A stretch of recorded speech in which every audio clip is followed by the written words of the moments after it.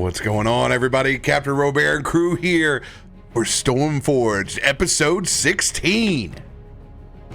Happy Wednesday, everybody. Yeah. Wednesday. Good to be here. Too long. Ready for D&D. So we're going to hop right in to announcements. Who's got them? Share with the community. We'll start with you, Drak.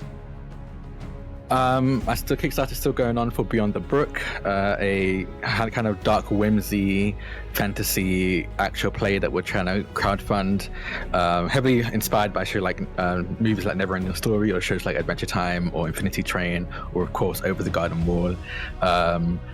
Die Hard Dice just released a video just to get a better look at the dice, and it's absolutely gorgeous because we have limited edition dice like you can only get if you back the Kickstarter at that specific tier. There's going to only be 200 of them made, so if you want to get it now. But yeah, we're closing in on the last day. We're going to be, I think it's ending like on the turn of 1st of September, I believe, or so back it before then. If you want to get a chance to get these dice and any of the incentives we have, because we've got some really cool incentives varying from signed postcards from the cast to custom character art of any character you want to be drawn in the style of Beyond the Brook / Over the Garden Wall. Yeah, plus you can get Ed to play one of your NPCs in the world and just place it in there. There's up to 25 slots for that one, so if you want to jump in on that, it's a limited demand, limited supply, so try to do that now while you can. You guys know what's going to be in hot demand, I can tell that much. Link is in all the chats. Click it. Anybody else with big announcements? Yeah, normally I would not worry about too much of this stuff, particularly now because it's not being streamed, but Day 1 Raid is going to be on the 1st of September. And as per usual, that means a whole bunch of nonsense and shenanigans going down. Whilst we're not streaming it, you can expect a ton of that content coming out. And the only stipulation is, I will not be making the same mistake I've done in the past and releasing a video on the day, because nobody's watching YouTube when they're watching Twitch, or playing Starfield, or supporting Beyond the Brook in the last moments. Like, everything is apparently happening on the 1st of September, so yay, I think. Either way, yeah. If all is good and you're enjoying that kind of content, then don't worry, there will be plenty of it. And then I think y'all should keep your eye out on Twitter. A little teaser went out for finally some information for season 2 of Eden Falls. There's new characters. You're just gonna have to wait to see who plays them within this next week or so. Also, it's jammed by this guy. That guy. Oh, I should probably tell you where that's at. Whenever it happens, it's on twitch.tv/Wounded Project. It is a charity-based TTRPG where donations to WWP can complete chaos in our game. Good times. Somebody's got a Johnny Bravo haircut, and I'm all here for it. I'm so when I saw that haircut, I was like, I need to know who's playing this. I need to know who's playing this character so bad. You all can see that it's a sweet, very sweet fun cast. sweet It's so silhouette. perfectly 80s. By clicking the link below. Yeah, do it. Anyone else with sweet, sweet announcements? Oh, I guess it's kind of an announcement. I'm just announcing it because I'm just excited for it, but I'm going to be guesting over on VO Cologne, that's VO_COLON, on Twitch tomorrow at, I believe, 6 p.m. Pacific, in a Apocalypse Keys campaign called the Mythic Initiative, and I'm playing a character whose introduction was the camera panning in on a dark cell and then being in restraints, and I'm very excited to bring the chaos that this character is going to bring. So if you want to check that out, it's going to be very flirty, very dirty, a little bit devilish, I think, but a lot of fun. So you want to check that out. That's VO Cologne, VO_COLON on Twitch. Flirty, dirty, and a little bit devilish. Why am I getting Astarion vibes? No, I wouldn't say the Astarion. Astarion is a little bit too bland, I think. But I'm not going to start a war here. Let's move on. Let's move along. Shots fired. You killed Put me. a stake in the ground like a stake in that man's heart. My goodness. In a multiplayer run, I'm in a full multiplayer run of Baldur's Gate 3, and Astarion tried to bite one of the players, and we're playing our characters, but also role playing our characters over voice call, and they were like, yeah, my character wouldn't be okay with this, and immediately staked Astarion just straight out the bat. I'm not letting him just drink and then just dying. It's fine. Everybody gets all these crazy outcomes, but because I'm a bard, everyone just wants to sleep with me, so they are like, no, it's okay. Like, literally, I could say anything, and it just diffuses the situation. Like, it's impossible for conflict with a bard. If you want a pacifist run, you can literally just walk around and talk to any creature, any bad guy in BG3. Like, it's hysterical. Monk's kind of like that too, but it's like the annoying person where you know the answer to something when you're frustrated, but they're just like, they tell you the thing anyways, and you're just like, shut up, I already know that, let me be mad.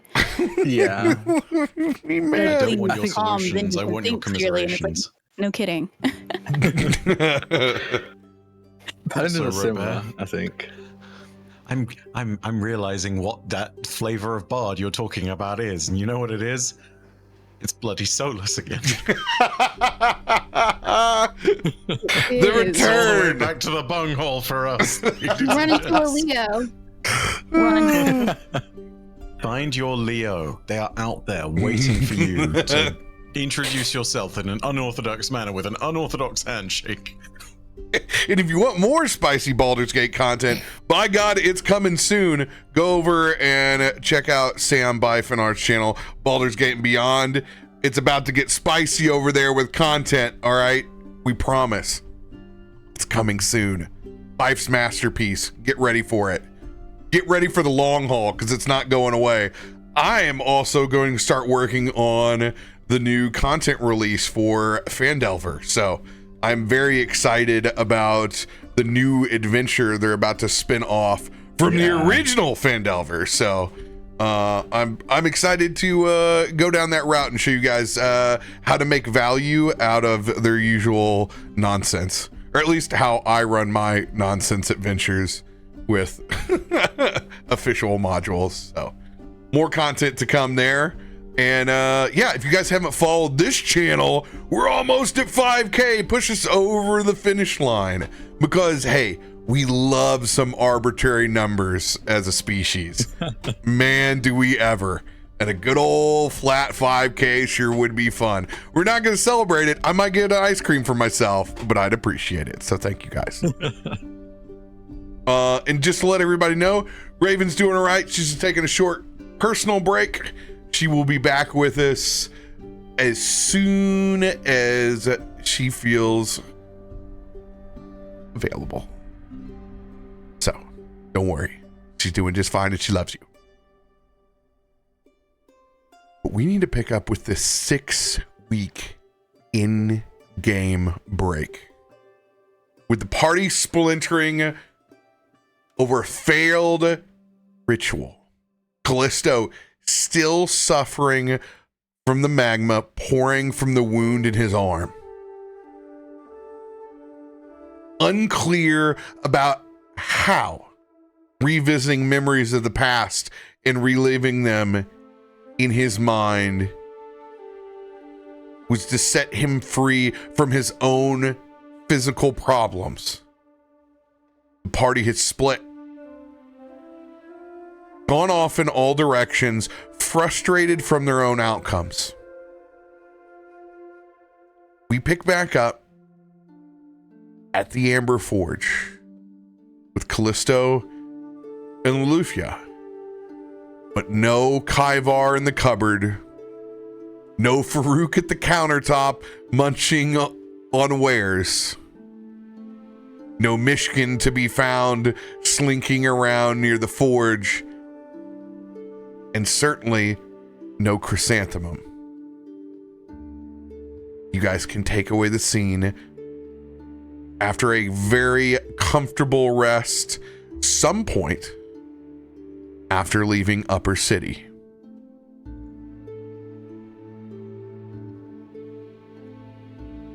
Do you want to pick up where I dropped off? Yeah, go for it. Yeah, Drak, if you want to do, because I don't remember where I dropped, unfortunately. You're muted. Do you want to go through your bit again, just in case? I don't remember what my bit was. I think it was you were describing teaching Ziva magic. Yeah, sure. So, Yeah. We'll say during these 6 weeks, with the cool of evenings coming almost with what feels as quickly as the warm days, passing after the abrupt departure from the eclectic amalgamation of company that Loluphia and Kallisto had found themselves with, there'd be those precious moments spent within the Emperor Forge, bathing in the comfort of her family, as well as enduring the mundane moments in the usual markets, whether alone or alongside her partner, or occasionally the familiar friends and colleagues that they have in Stormforge. But taking the promised time to teach Ziva some fun but harmless bits of magic, you could see one clear evening, just some joyous sparks shooting up into the sky, varying in colors of yellows and reds and oranges, and shapes like white lightning bolts emanating through the darkness, or large blue bursts molding into the shape of raindrops as it fell back toward the town below. There'd be exhilarating sounds from each new flash of light that can be heard amongst cheers and laughter, as Eva leaned into learning the cantrip Firework. So, this was mostly for Loluphia to have him use this as a signal flare if any harm threatened to befall him once more in the future. Motherly instinct. So he got that. Kallisto would be, I think, more or less glued to your side throughout these 6 weeks, or this, like you said, the mundanity of going to the marketplace, finishing off what any warded missions were given or need to finish, and I think definitely watching quietly as you teach Ziva magic.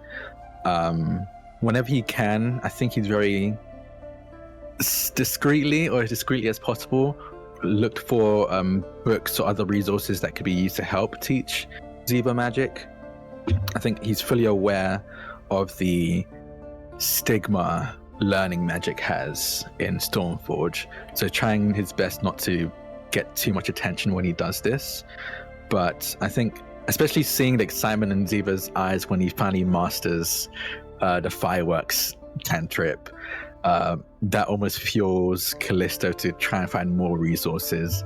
I think I described it as like cantrips for dummies, like a very, very easy to understand, like my first spellbook kind of thing for Ziva, so you can really get into learning this, because I think there have been many bouts or special interest in Ziva throughout the years, and this one seems to be the one that he's sticking to most fervently and enjoying the most. So I think Kallisto definitely trying his best as the non-magic using parent, trying his best to facilitate and encourage that.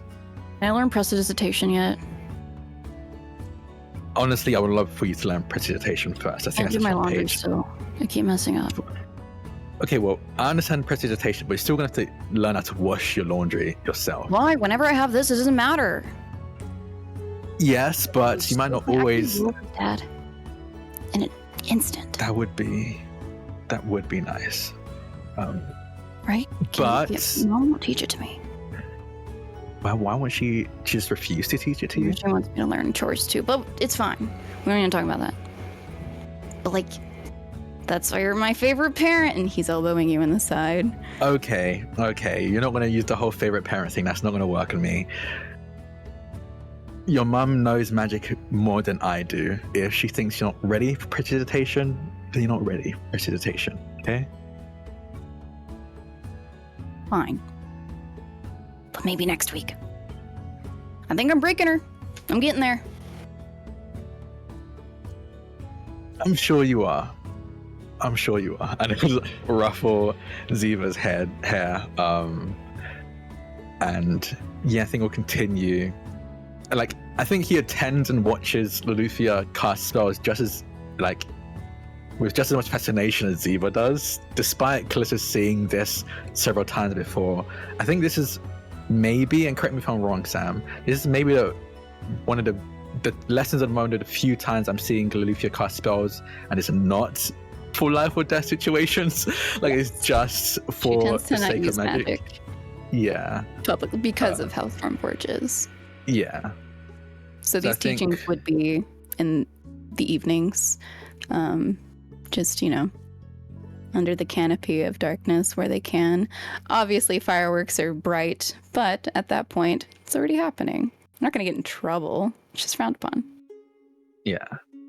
And it's more of not your use of magic, but a sorcerer showing someone else that is not innately inclined. And you guys didn't. We said we were going to make you guys want to make a new roll? You want to make a new roll? Yeah.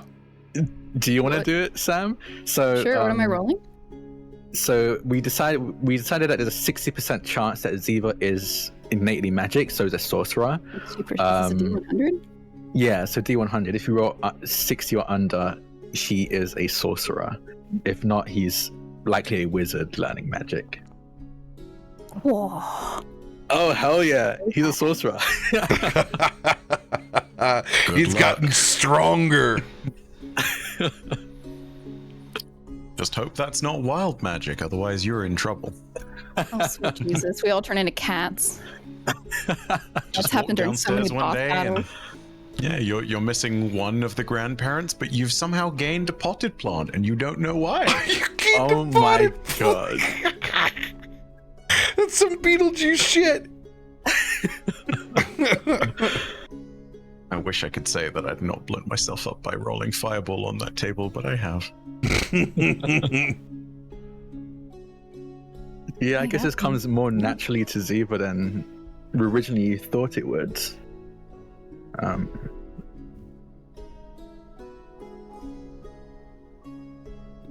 Would he have then been able to learn this very quickly? Or is it still like a concentration thing? This is me as I don't know how that works when it comes to learning spells. Yeah. I actually don't know too much either. I just know that wizards tend to be like very much like I understand the formula and now I know I can cast a spell, whereas sorcerers is kind of like, I get the feel of it. I can kind of feel how it's meant to work, and it just does because of that. It's up to y'all's discretion to see how his magic manifests and in what direction that it lies. So it's completely up to you. You guys can roll as you want. You can storytell as you want and make it up as you go. It is y'all's choice. I think maybe initially, because I think before this, other than the innate magic that Kitsune just have, like the normal kind of Kitsune magic, he hasn't shown much. There hasn't been like accidental bursts of magic from him. He hasn't shown any real affinity until recently for magic. So I think we teach him like he's going to be a wizard. We get him like the spell books. He like learns the runes and the formula and the very specific somatic and verbal components of each spell. And then I think knowing Ziva, starts trying to cut corners with spells, like saying less of the verbal components. I'm gonna say I don't even notice that he's picking this up innately. Oh, really? Okay. Yeah, I rolled Arcana and I got a 16. I was gonna give myself a 20. Yeah. So I'm not picking up on it. I just think that I'm a great teacher. Good job, me. Hey, from one sorcerer to another, basically, right? Yeah. But she doesn't realize he's a sorcerer. Yeah, I think for the audience then, I think it's a case of like, we start noticing he's like cutting verbal components in half, being like, I can do the same thing with just one word instead of 3, and then like shortening the somatic components of some spells, and it's still working out as he's just kind of going with how it feels to cast a spell rather than what is needed to be done to cast a spell. As the viewers, I don't think Kallisto would notice either, because his wife is a sorceress. So like he's like, I guess this is just how magic works. So I don't think Kallisto notices it either, but you just start noticing that Ziva is casting these spells in a more way that feels normal and natural to him rather than what's in the textbooks.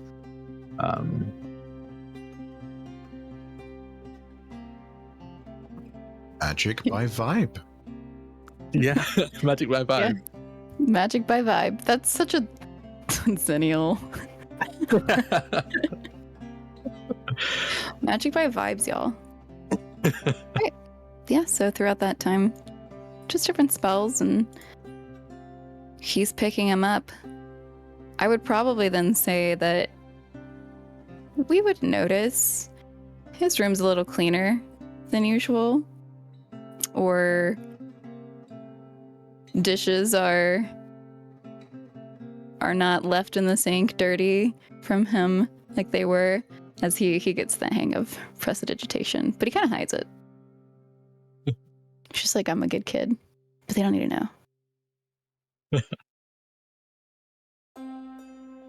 Kallisto, about this time, you find a small handwritten note that has been slid underneath the door of the Amber Forge. What time is it? Yeah, Whatever what time you want it to would this be. You guys are completely in control of your scene. I'd say like in the middle of the day, like just afternoon maybe. I see it as I think coming back from like maybe getting like lunch for the family. Probably went to a restaurant to pick up some food we'd ordered.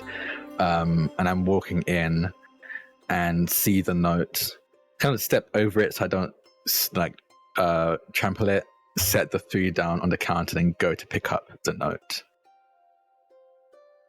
And I read it, kind of looking on the back and the front of it.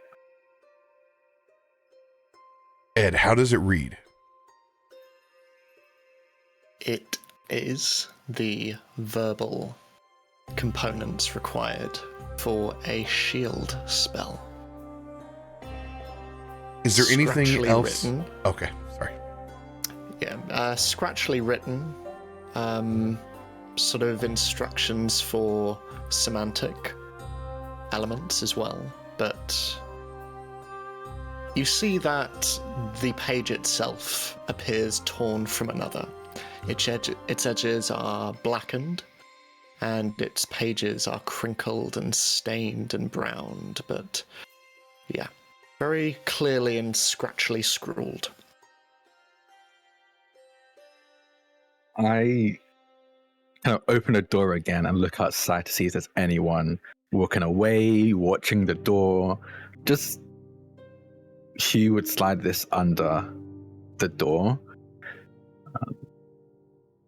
I think upon not seeing anyone, I assume, I close the door again, and I'll just go to, I think Ifrit would be, this is literally Ifrit's shop, should be around, and just ask her, did I would say anyone... we're dressing the table since you went out to grab lunch, so she'd be around probably.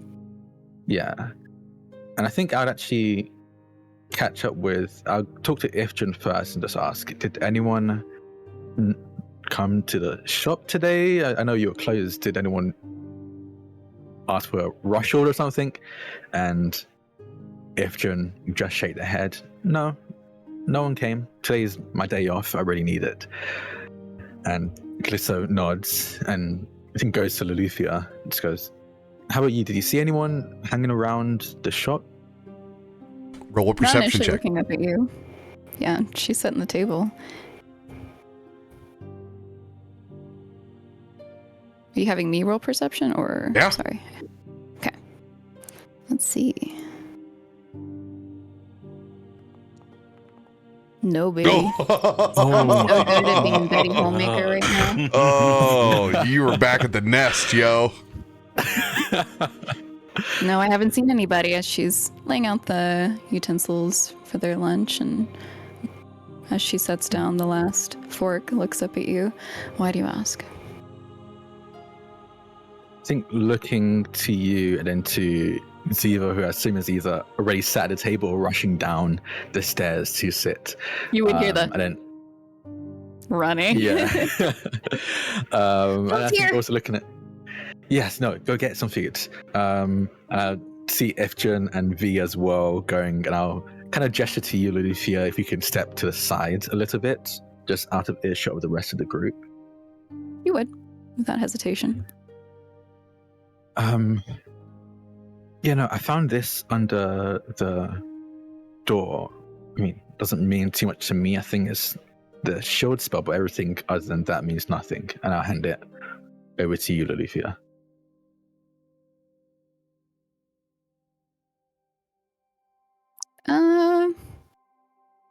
What do I roll for this? Just to see if I... Oh my god. 20s and Balance. ones, baby. 20 and ones.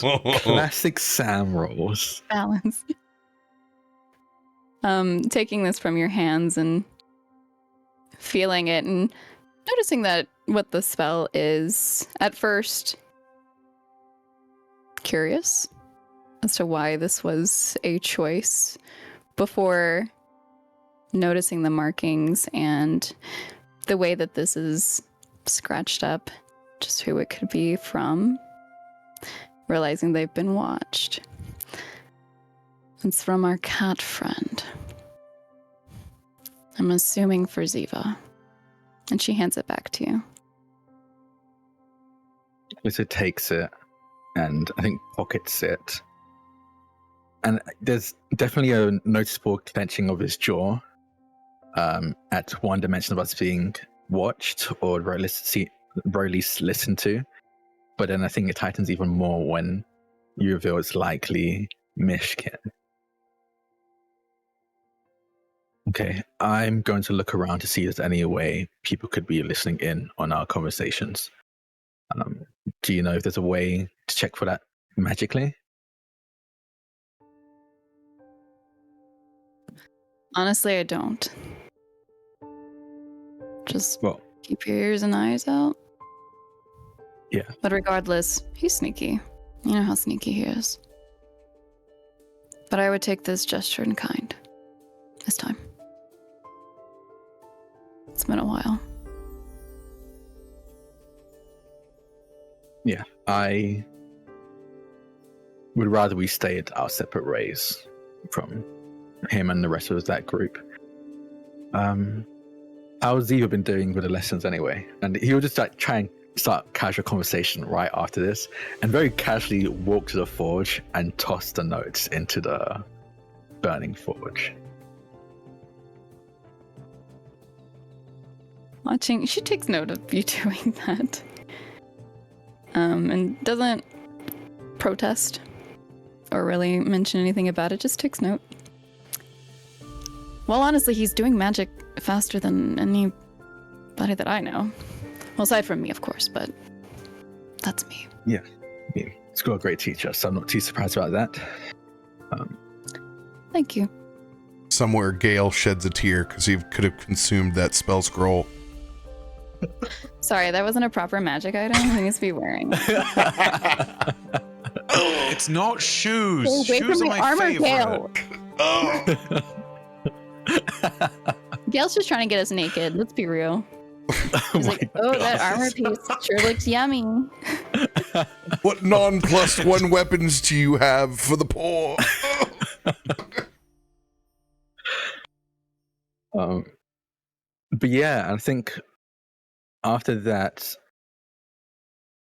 again, I don't know if Loluthia's demeanor changes after that, but I think Kallisto continues to sit in on the lessons, but now he's much more. It looks more like he's feigning, like being as interested in the magic than he was before. I think now he's more looking around listening around, making sure there isn't. He's in protective mode, I think, very much sitting in less for the enjoyment and curiosity of magic, but more to make sure that he can explore this curiosity and magic with actual privacy, and without any danger, or at the very least a danger Kallisto perceived. Well, Lolly, Myshkin. I need you to make a roll for Ziva. This will be a straight up just a D20, Okay. and it will be a DC of 18 or higher if he sees the arcane flare of that spell scroll being burnt within the forge. It has to be an 18, 19, or 20.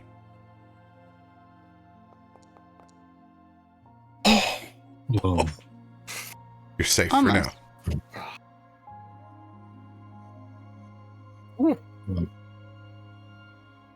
I think the rest of the 6 weeks is that the teaching of magic again. Oh, we're gonna bounce more than around. mission. We're gonna bounce around a little Oh, bit. We're not gonna okay, make you cool. guys do all 6 weeks. Yeah. Okay. I sleep a lot and then I wake up. I read Pride and Prejudice for the 16th time. Why Live can't the I life have that you Mr. Darcy? can't. Yeah, live the life you can't lead when in, here IRL. Get a long rest. Be fully healed of all your wounds. Myshkin, let's pick up with you and your 30 stealth check. Going by the Amber Forge for the first time since the party split. Go through depositing that spell scroll and what else may have transpired. Since leaving Upper City, Myshkin has stuck as much as he can in a city so close to the sky and so close to the light of the sun. He has stuck to the shadows. His hood is up, covering his features as he moves through this. He realizes increasingly unfamiliar city.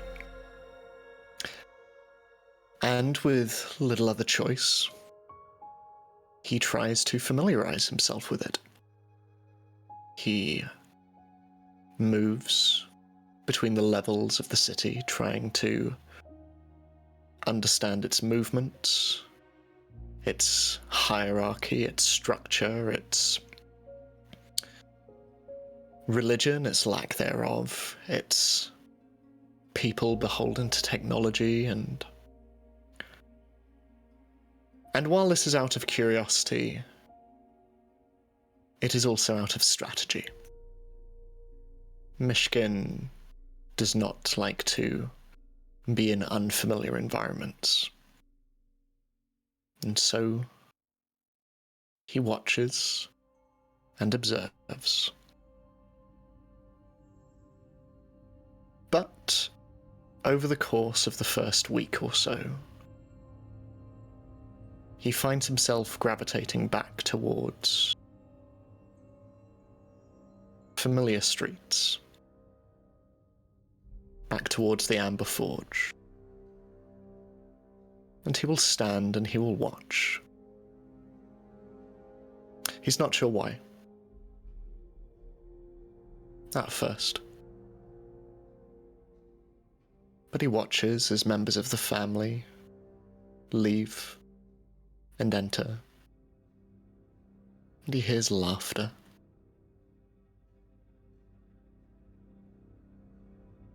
He sees joy. And looking in through the windows occasionally, especially as the final lights of the forge begin to dim to coals and embers, he sees family saying goodnight to one another. He sees Loluphia, Kallisto, and their little boy. And most nights he sits perched on one of the nearby rooftops, his tail flicking forwards and backwards slowly. until eventually falling asleep out of sight.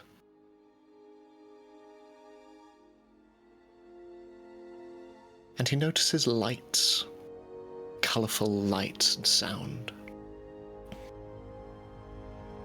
He's seen this before. It's one of his first spells. And he hears sounds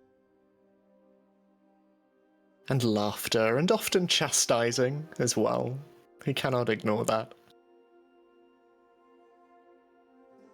And he sees a change in the child. An infectious joy and mischievousness.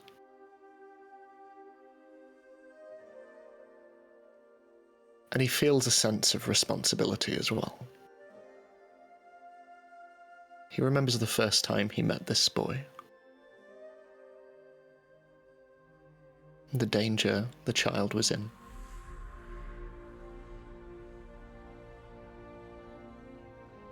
He knows it may not be welcome.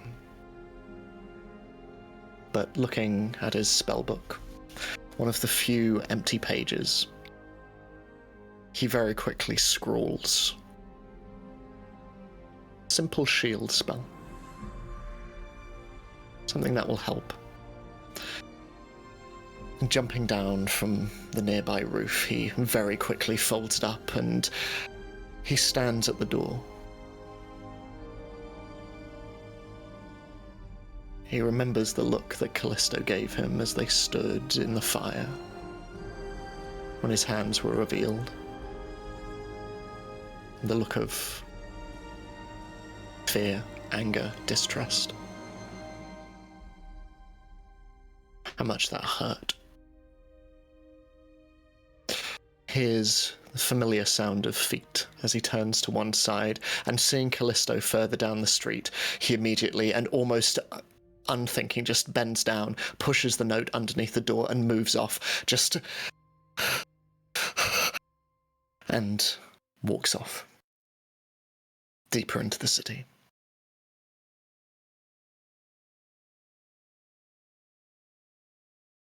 And he continues to search. Search and investigate for the thing that brought him to Stormforge in the first place.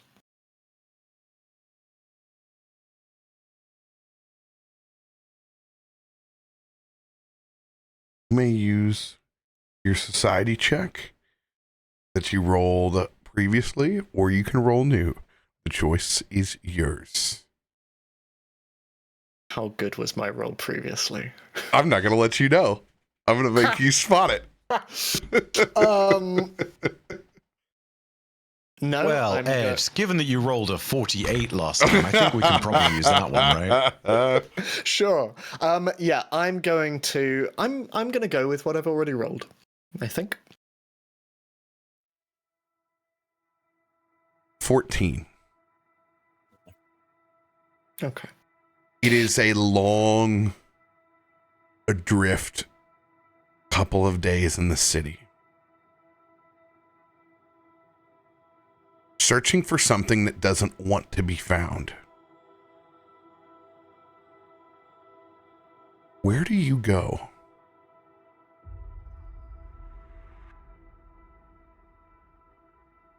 I go to places of industry.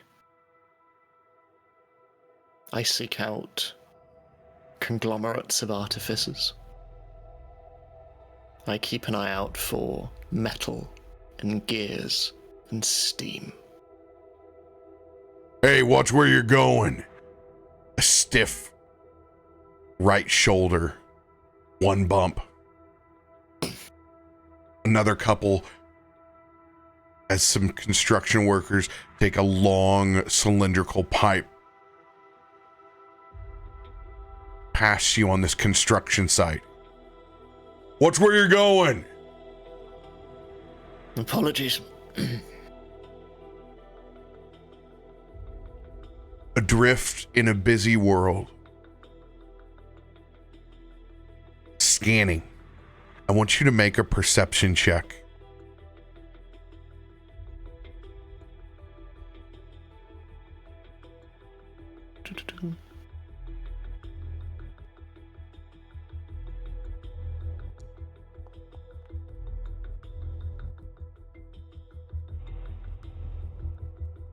Okay, 22. 22.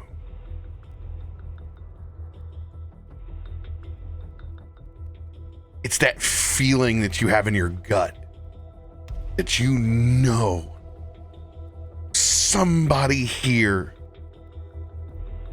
could point you in the right direction. You look for tattoos, you look for pendants, you look for earrings, you stare into the eyes awkwardly of construction workers on open projects in streets. You are clearly an odd pariah of these sites, but you're so focused on trying to find what you're looking for. Eventually, a hand touches your shoulder, a strong grip from back behind. As you spin around, and it's a large GIF. A massive unit of a hippopotamus humanoid set with several carpenter pencils tucked back behind, one behind the ear, several in the pocket, a massive clipboard and hard hat, a set of spectacles that are larger than both of your hands. Can I help you?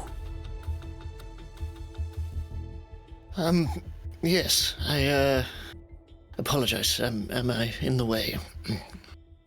If permits are what you're looking for, he begins pulling back and just showing you as many Stormforge certificates as possible.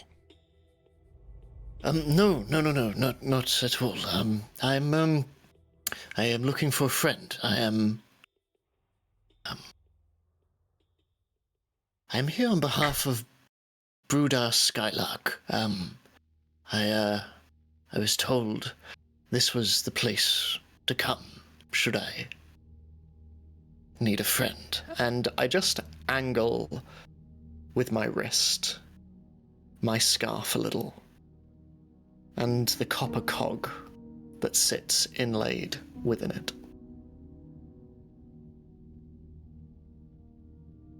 You mean you're not an inspector?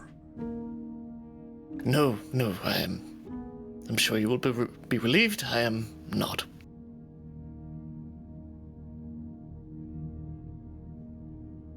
Go ahead and roll diplomacy. Okay.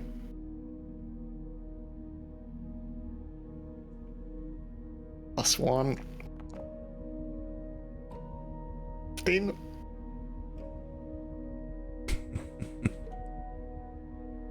Brudar. Why would you be looking for a Brudar here? I am a librarian, researcher, writing my paper on the forces that run this city-state, and Brudar has agreed to help me. This GIF leans down and towards your ear after looking down at the locket.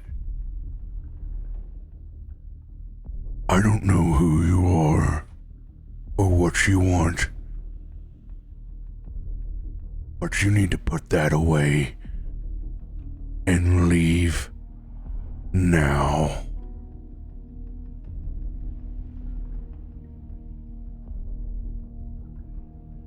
This not welcome here. And Myshkin once again taps the cog. He physically pushes you. Athletics versus athletics. Okay. This little squishy kitty. Uh-oh. Come on, Nat 20. Ah, put a 0 there. You're close. Oof. As you stumble backwards, but not losing your feet. Not that strong yet. I showed you my permits. We don't owe you any money. I won't raise my voice again. Is that I understood? won't. Absolutely. Thank you for your time. I didn't catch a name.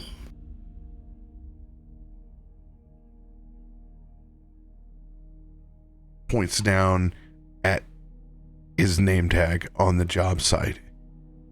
And it says Jaden Fletcher, foreman. Well, Mr. Fletcher, I won't get under your feet anymore. Thank you. Get out of here. Now! God damn it. Myshkin turns, and as he leaves, I just want to do one quick scan over the area. What nature of construction site is this? And do I see anyone wearing an office building. cog? Okay. Do I see It is commercial. anyone? It is typical commercial space. You see For- Tyvar with a hard hat doing a day job he took on. This brick here. Laying quality shoddy. Yes, yes.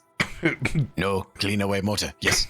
Lay bricks flat or incline. There. Yes. No. Bad. Left water main on yesterday. Much water in hole. Much water. Management mad. Do I see anyone as I leave who is either interested in this altercation, or more specifically, anyone who is wearing a cog similar to the one stitched into my scarf? Perception check. Okay.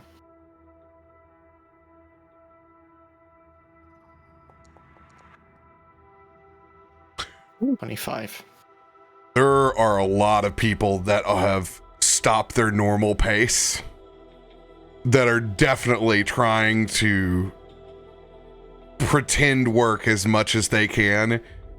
You could tell there's a good 10 to 15 people that are very intently interested in whatever this conversation that the boss is having. But as far as a cogwheel on this construction site, no. Okay. Myshkin remembers the quickest point to this place from A to B, and he leaves. Although, not before ducking round a corner, hiding in a nearby alleyway, and once more biting into his wrist and allowing blood to drop down, down, down onto loose soil that he can dig up if at all, and laying out a couple of bird bones. This strange undead raven just flies up and is just going to sit on a nearby roof, watching the movements of this unassuming building and the people within it. And Myshkin will leave the bird there as he walks away.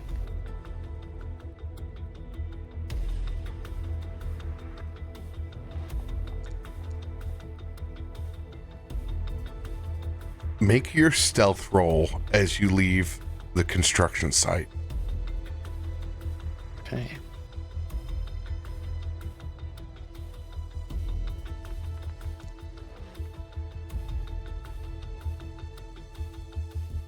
23. Making your way through the alley, you begin to get that sense that there's eyeballs on you. You have that feeling in the pit of your stomach that you may have released your familiar just a tad bit too late. You turn, you look around. There's nobody behind you.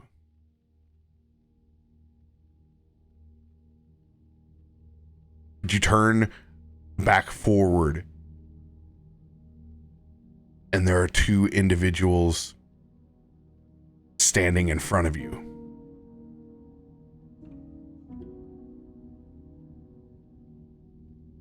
Both of them long petticoats that cover the body. Indistinctly, both of them wearing brimmed hats. One more of a fedora style, the other a bit more of a bowler. The wild part is, when you try to stare them in the face, it's shrouded underneath the hat.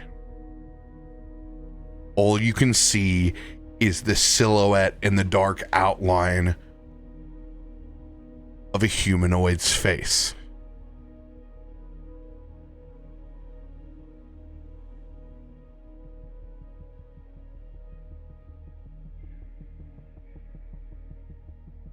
Myshkin looks between the two of them and... Sorry, just passing through, and tries to walk past. Both of them stick out a hand so you can't pass around either side. That's hardly fair. I haven't got any.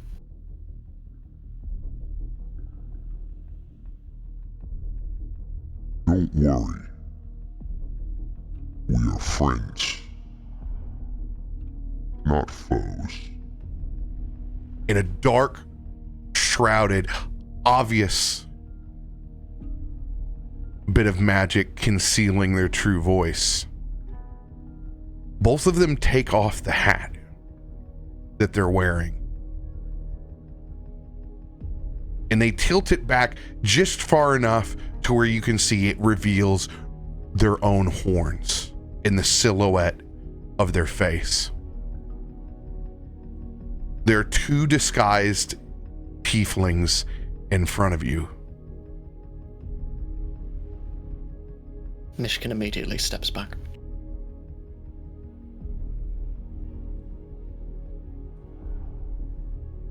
We've heard that you may have some questions. We have answers.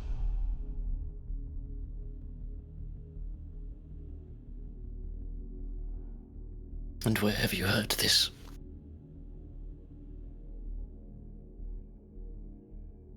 Obviously, it is not our business to say.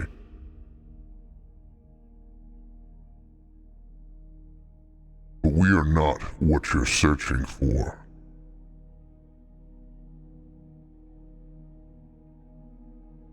We are different. You know, that's funny. The sort of promise that is made to all mortals before they sell their soul. Why should I trust the word of one from hell?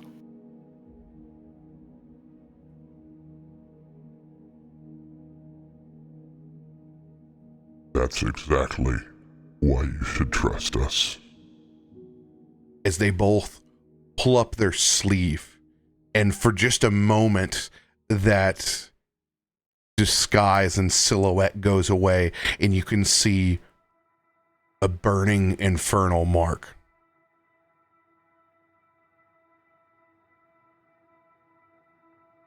Do I recognize it? You can recognize the infernal. and you recognize that those are marks of property.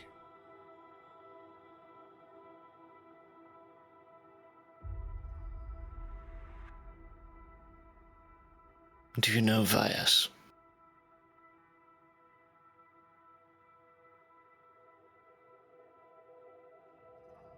Of course. Did he send you? He did not. We are always watching. Watching who?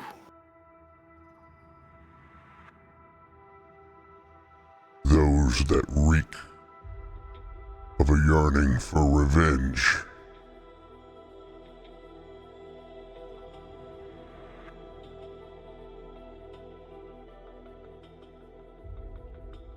So you come with an offer?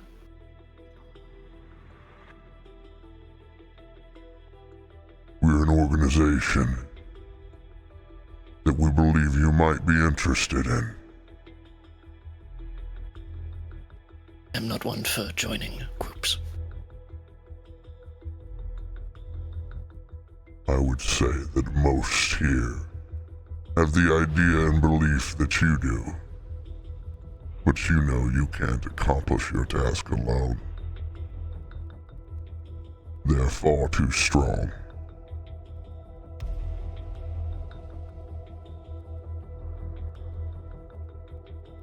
We may not know the details of your agreement or your situation.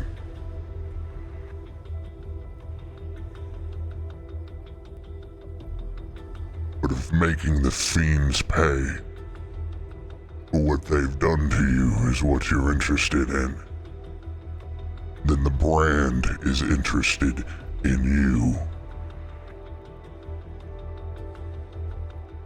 As they pull back and they show their infernal marks,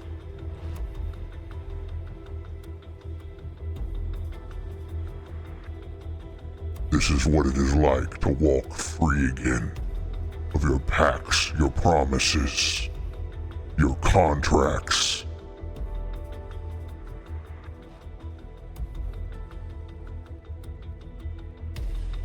The brand is an organization that hunts those who preys on the weak.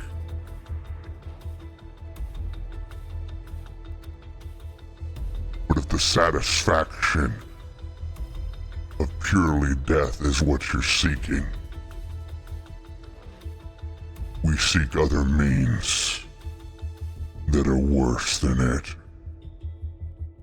wisdom saving throw. Oof, okay. You can choose to let these images enter your brain, or you can resist. The choice is yours. Oh, I'm resisting, yeah.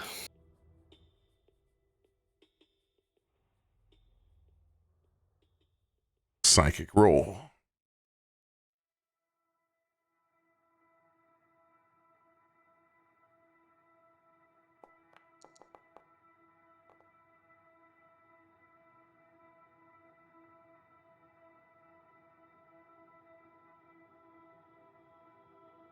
As images of the nine hells begins to try to pierce the veil of your mind, you're able to hold them back and resist and pull your thoughts back into the material plane.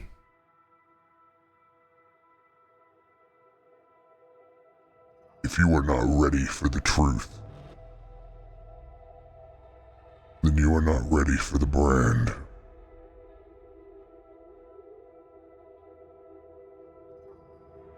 But be known, we know what you are.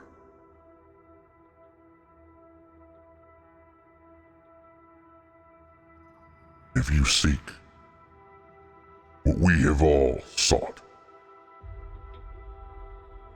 finality, revenge, vengeance, closure.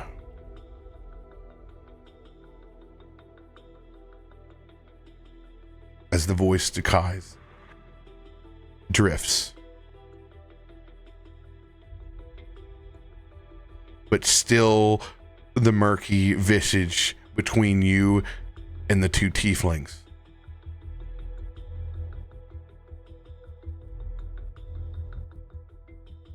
If you come Myshkin. seeking those things,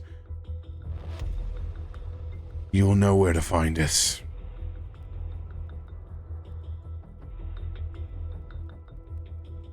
Myshkin, one of his pendants glowing green, casts Mage Hand over his right wrist, and unplucking the cog from his scarf. Then prove yourselves. Find me someone in the city who wears one of these, that I may talk to him. And then I will consider your proposal.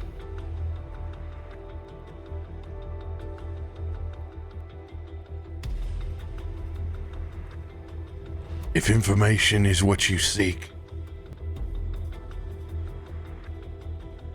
come and find us.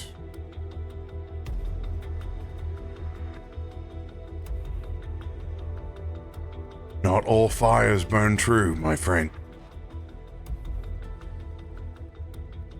If I have learnt anything about the fires of hell, it is that they are seldom true.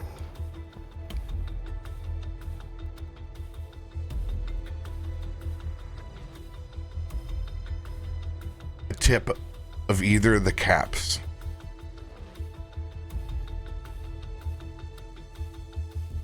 and the two illusions in front of you fade.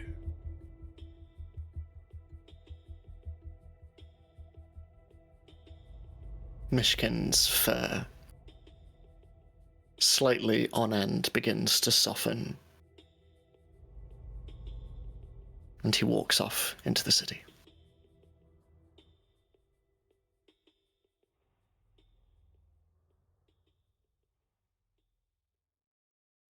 Kaivar.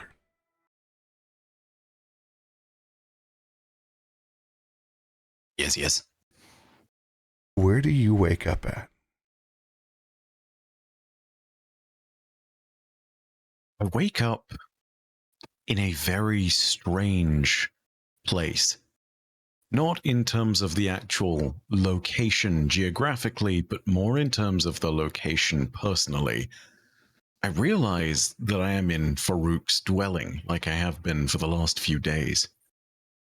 But as Kaivar starts to move one of his limbs, he realizes that it is stuck. At which point, he sort of looks down and realizes that all of him is stuck. Farouk's hammocks are excellent for sleeping in if you are a normal body shape. But all of Kaivar's 6 limbs have been strangely caught within the holes of the hammock, as has his head. He has also, unfortunately, rolled himself into that kind of cocoon-esque posture that is appropriate if you're in a crate and looking for a nice place to nest. But unfortunately, it's turned this hammock multiple times, and now he looks essentially like he is bound to a shish kebab pole. And he is, even more unfortunately, not got the Vox on him. It is lying somewhere close by, but right now Kaivar is just a mess of tangled limbs, and he does not know what to do. Immediately panic sets in, starts looking around, and I think the first thing Kaivar does is ask, "Oh God, do I see Farouk? Please tell me I see Farouk." I do not see Farouk. I'm imagining you're in this room and all I can hear is just Lae'zel. Chuck, chuck, chuck, chuck, chuck, chuck. You're like a kid, Mom. Mom. About 45 excruciatingly long moments later, Hang on, I've got to do this. I'm so sorry. Hang on. This is not going to go well. The Kaivara is going to try and use athletics to gnaw out of the thing, and it's totally not going to work. It just gets worse. You get bound up like a poor sea turtle. Door swings open. Rise and shine, little buddy. Chicken on a stick day. As he comes in with two skewers in each hand of just freshly charred chicken thighs with a nice little sweet and spicy barbecue glaze on the outside of each of them. And he just hears the struggle.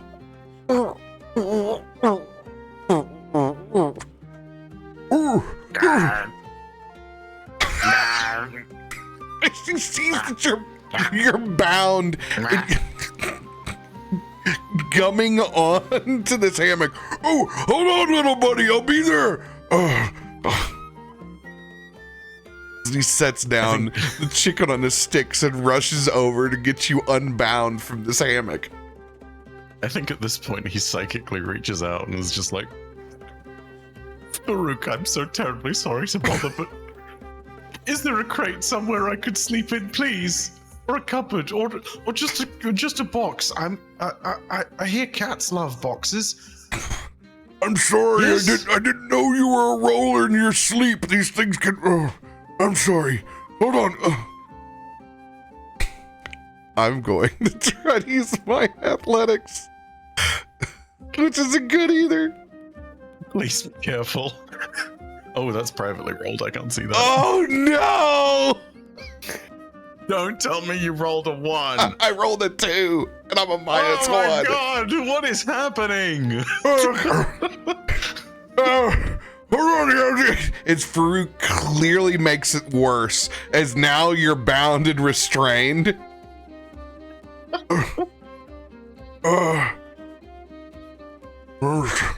So much for this hammock. All right, watch out here. I'm gonna try to burn the ends. As he lets his hands ignite. No, Farouk, no, please, no. And it's weird because Kaivar normally doesn't do no or repeated things in psychic. This is actually him just imploring you, please, no, don't do this. Please don't do this. No need for repetition here. And I'll go ahead and I'm gonna use my thievery for this. Oh no! Oh no! Oh no! Your rolls are still private. We are dying here. I'll turn them off. I'm so sorry. It's a 1 though, isn't it? Come on. What is this scene but comedic relief?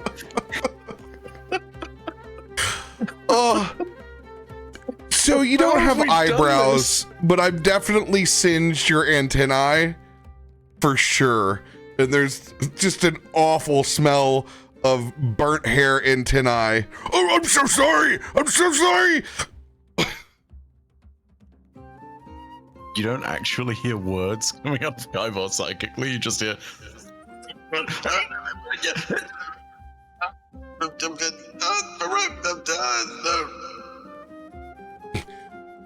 But at Great least pain. there's somehow translated through his buggy eyes. There's enough burnt up at the top for you to slide out onto the floor. How much damage do I take from that? Only a hit point, but he's got his healing hands back on. It'll grow back. Stop the burning at least. Not much I can do about the smell though. I'm sorry. I love that was a 9. I love that was a 19 because it was this close to being a 1. And then it truly would have been comedy of errors. Oh no. I got lunch. That sort of perks Kaivar up just a little bit.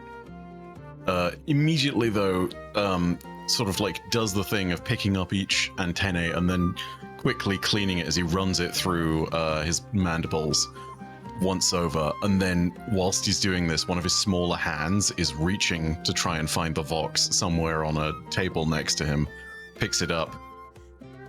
Yes, what? Food. What we tried this day? Yes. Yeah, this is one of The my last chicken on a stick day. The last few weeks have been a culinary journey for this little bug. He has tried so many new things. His spice tolerance has barely improved, but that's the only way it's going to improve. So looks over at a chicken. I need to roll and see if I know what a chicken is. This is a... Oh, okay. All right.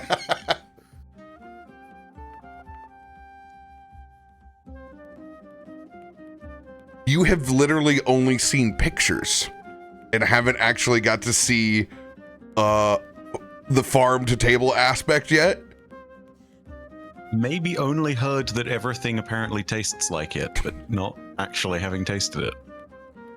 Or perhaps having tasted it and not knowing. Kaivar, you've run into him a million times. They're what's running through the streets of Upper City. You know, those things will chase you a good block and a half if you walk past their nest. A chicken immediately starts running by one of the doors and stops and starts poking at the ground. And Kaivar just sort of does this thing of like gesturing to Farouk with one hand. This, not warrior. No. This chicken. I've no need to study chicken. No. This old rooster stares back at you. You can see it's gnarled up, really only has one good kick and claw left. Wings and feathers are kind of tuss and tumble. And it stares back at you with those yellow beady eyes. I think at this point, Kaivar's been around Farouk a few days, right? He's not really too intimidated, perhaps, by the sight of birds as much in comparison, especially not one that can't fly and isn't really predatory. He's gonna try and give it a little hiss and see if he can sort of scare it off with like some buggy clacking.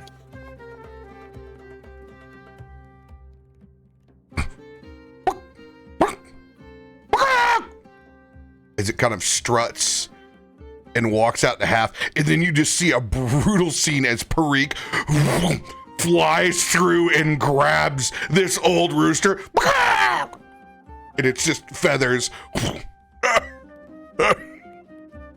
That'll teach that old rooster from sticking around in these parts. Something like out of bloody Animal Planet here. Good lord. Oof. You're not the only one who's got chicken on a stick on their mind today. Go and approach the delicacy that is this chicken on a stick. How much chicken is there on the stick? I gotta presume this isn't the whole damn bird. This is like a wing or a breast or No, something. it's 4 chicken thighs on the skewer. Oh. It is a massive. So you got 2 skewers, you got 2 chicken thighs on either one. Oh, I can't not think of Nando's right now. I'm sorry. I'm typical British trash in this instance. Sorry, Nando's worth it.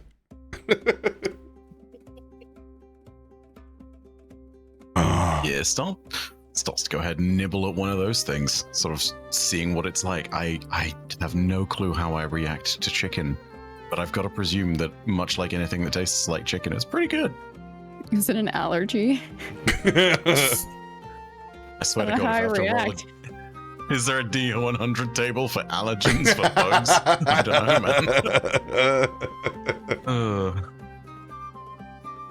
man. It's Farouk just absolutely tears through his at a record pace. You know, those were good, but you know what I miss, Kaivar? No. What do you think of you miss, Farouk? That zucchini bread. You know, the one that was always on the table with the amber force.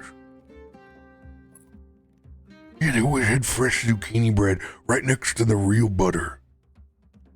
Oh, yes.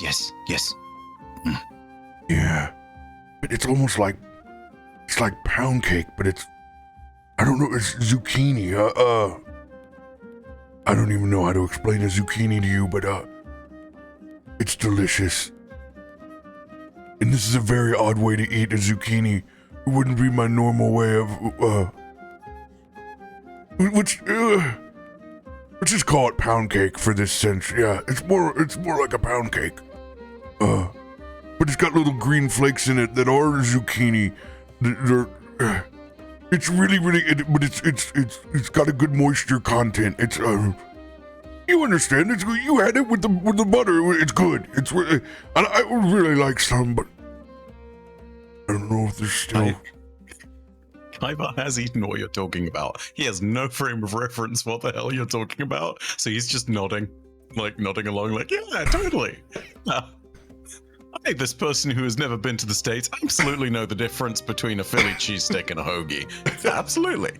Yeah, it's like a lobster roll, but no fish. Yeah, absolutely. Yeah. Right. And you know, they had some of the other things. They, you know that old, I don't know if you ever saw it in the back, but there's an old red tin, and it's got chunks of divinity in it. They're all covered with the white powdered sugar. You know the stuff that got your hands all covered? Yeah, those, they're really, really sweet. And then they have these tender morsels of nougat and nuts on the inside, and they're really hard to make. Yeah, but they always had, I don't know who was making them, but that tin was always full.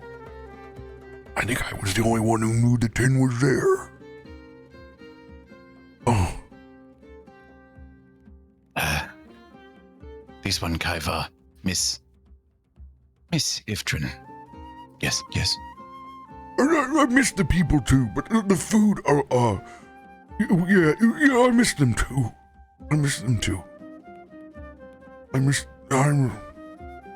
Oh my god, you're so lucky Kaiba doesn't pick up on social cues, or he would be judging the hell out of you, dude.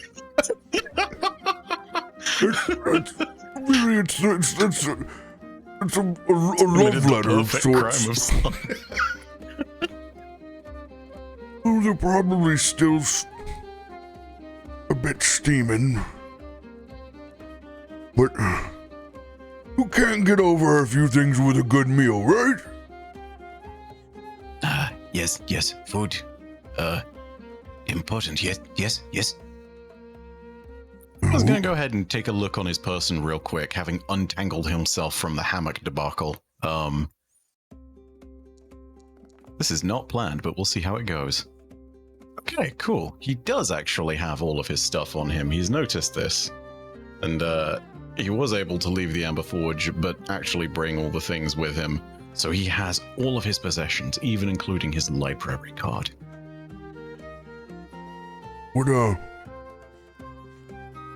I mean, theoretically, if we were to go and, say hello around dinner time, anything you want to do before we, I don't know, go pay a visit? I mean, or if you want to,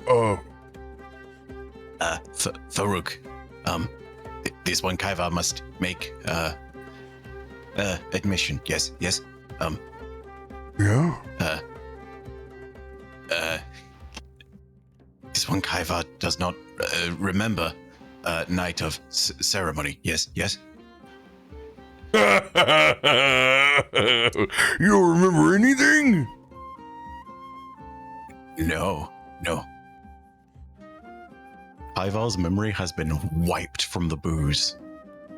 He does not remember a damn thing except for when he went and walked through the portal. You don't think maybe that was Kallisto's problem too? He just got a bit too drunk and didn't know what was going on? Did I overserve everyone? I have a tendency of overserving. Especially when people come home. This one Kaiva does not know about Kallisto, but this one Kaiva would like to learn again about your people, but with my ancestors would be so disappointed if they knew that. But Farouk,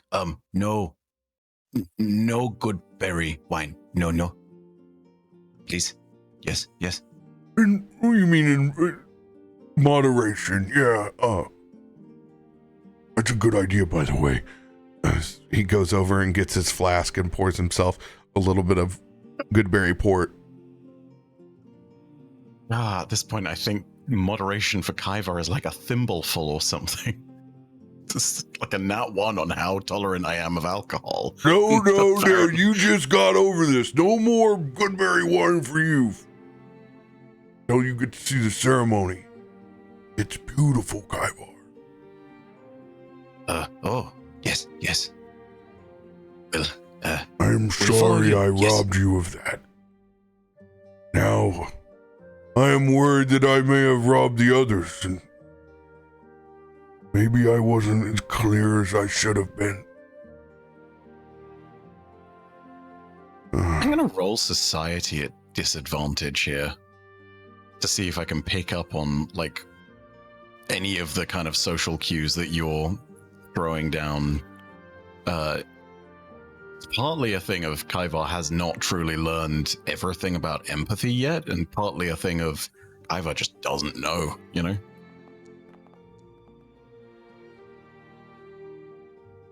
Yeah, you're picking up the general, the gist of it. Farouk's not feeling the best about his hosting job, nor how things worked out.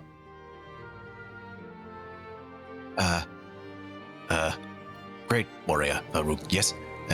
If this one Kaivar learn anything from Chrissy, yes, it be what he say about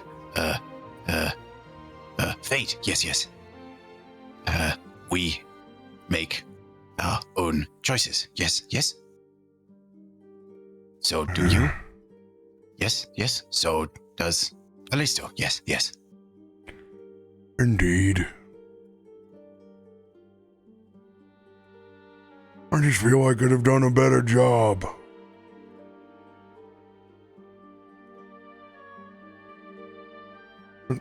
Divination works in mysterious ways.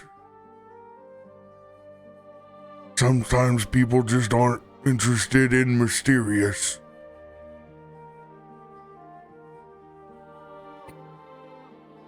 Place, yes. Stormforge, yes. Place of gears, steel, but soul there is, yes. This one Kaivar thinks so, yes. But, Very much so. but Can't buried, take that out of you and build deep, it yes. into a machine. But is hidden, yes. Burrowed deep. Is hard to find, yes. Some more than others, buddy.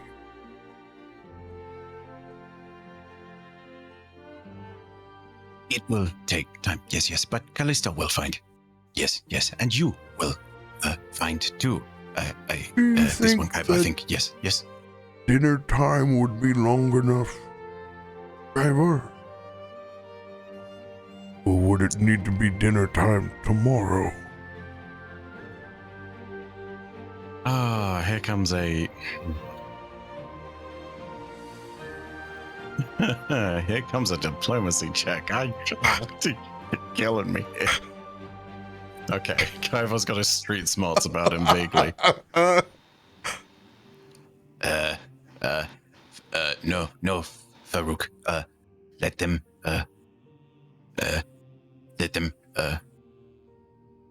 grow more comfortable. Yes. No. Kaivar's not sure himself. He's just kind of giving you the vague thing of what his vibe is from the I situation, think which is that- he doesn't feel comfortable in the conflict. That is a fantastic idea. I will bring them a zucchini bread on Friday. We will take 2 days, Kaivar.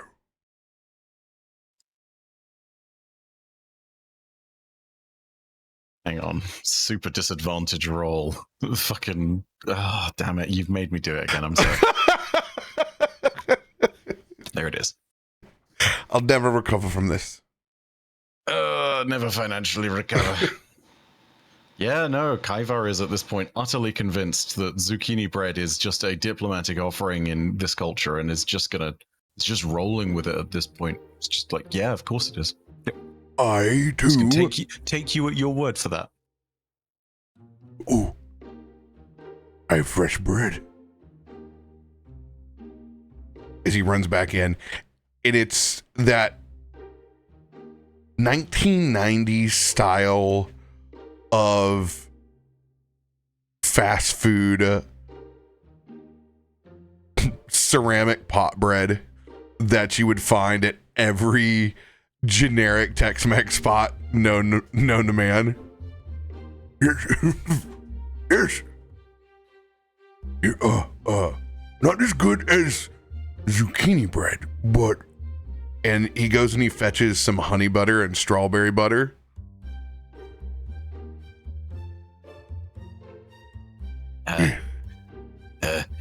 This one Kaiva does not know, but this zucchini, yes, is This is different. is good, yes. This is potted bread. He shakes it out. Shakes that suction down. It looks like a large mushroom on the plate. Why does your bread make that noise? Me listening to that bread. I should call him. Blubber. I should call him.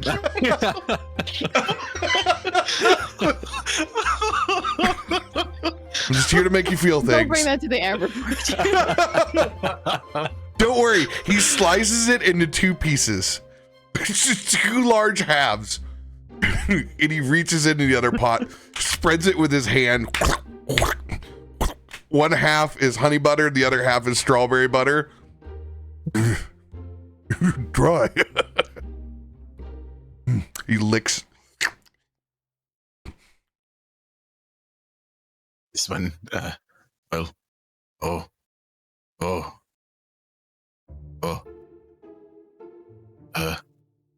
okay. Kaivar is not sure what to make of the display of food on display at this point in time. He's intrigued by the fact that Farouk is also eating like this because he's kind of picked up on the vibe of being in Stormforge. If ever he does one of his things where he just noms at things without using utensils, everyone gives him strange looks. And now Farouk's just doing it freely, and he's like, yeah, why shouldn't I do that? You know? I think that strawberry butter's a little fermented. Tingles a bit.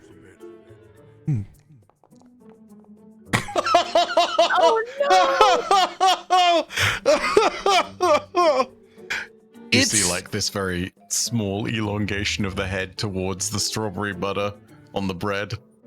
It's kind of like if you're holding out a treat for a dog and they just slowly inch closer.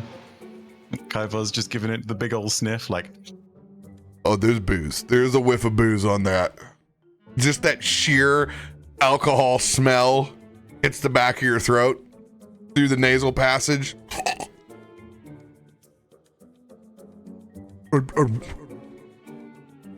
Sorry, buddy. You want to go on the honey butter side? As he rips it off and takes the strawberry butter off the end.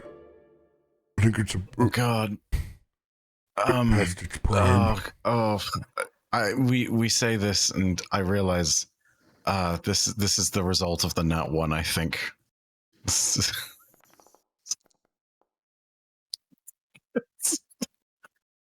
Kaivar, without much thought to it, is going to try and bite at part of the like strawberry bread.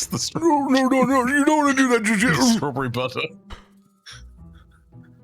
Please roll to prevent alcoholism, I guess. I don't know. It's sharp, it's tingly, it's about 30 proof strawberry butter at this point. Excuse me? Yeah, it's got a bite to it. Oh, God. It's like a sour cream instead of a butter. Yeah. I'm sorry, I didn't mean to, I didn't know. I left it on the counter for too long. You're gonna make Is it both me and curdled? Kaiva have reactions to this. Oh god. Oh, let the misery continue. Here we go. Fortitude roll. No, no, no, no, no, no, no, no, no. It could be so much worse, but it's not great.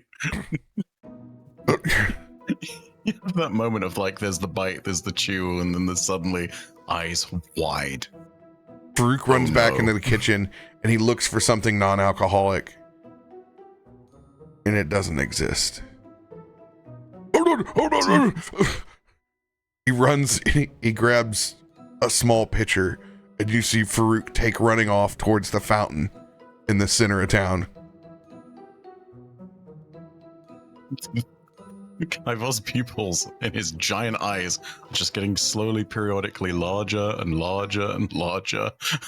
And the chewing is getting slower and slower and slower. As Farouk runs back in here with this pitcher, and he just extends his hand out and he freezes this small little glacier ball in his palm that he places inside the pitcher. He brings you a small, little ornate bone cup. He pours you a small glass of water. This will help.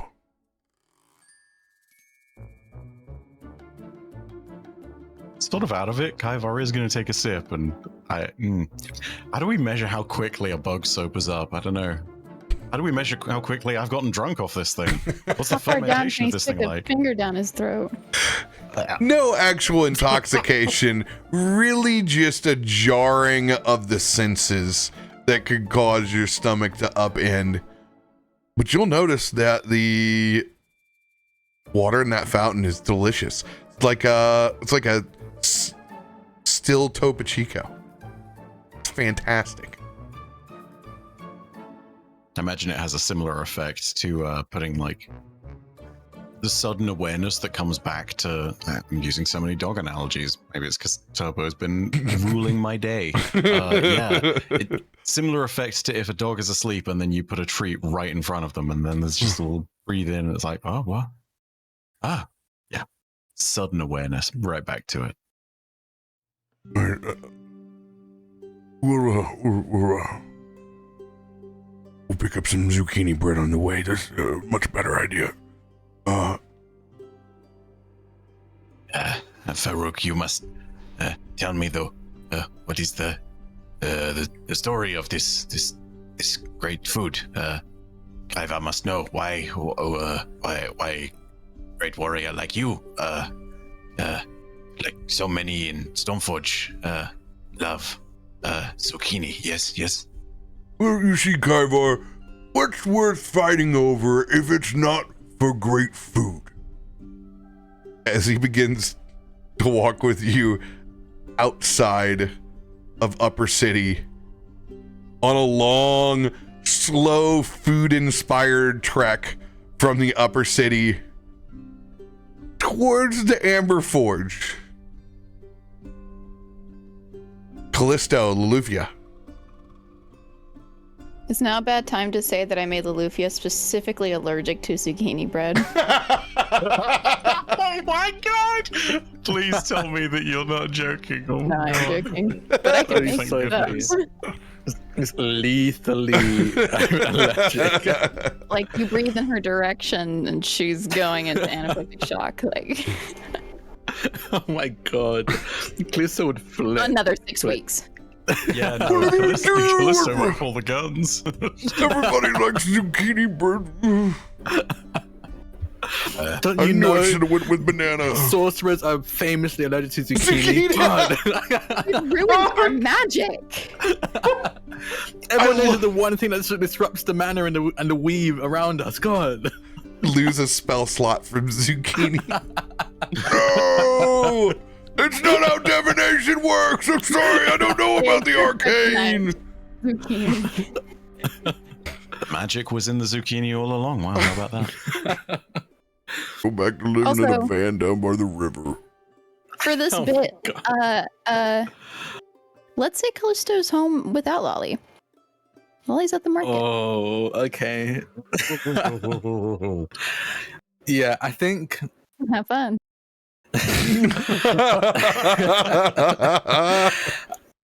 I think today. Actually, what would Loluphia be doing? Do you think like warden business? You think, or just Probably a out and little bit of about? that, and then like on the way home, perusing the normal spots for your ammo.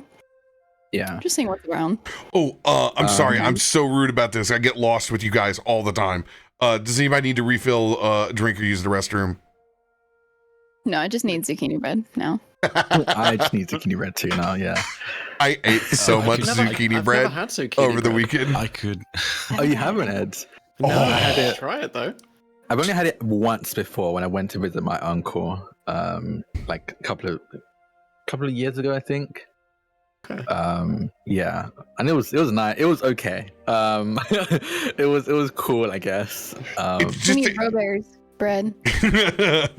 it's just like like it tastes just like pound cake. Like it's it's no different Yeah. like cutting open, but all the different breads, banana bread, zucchini bread, whatever you're doing, it's just to create this ridiculous moisture content with something inside of it, and you just lather it up with Yeah. butter and you eat the Oh, it's great stuff. Oh my god, I will say- there's no better way of shanking off a hangover than some freaking zucchini bread.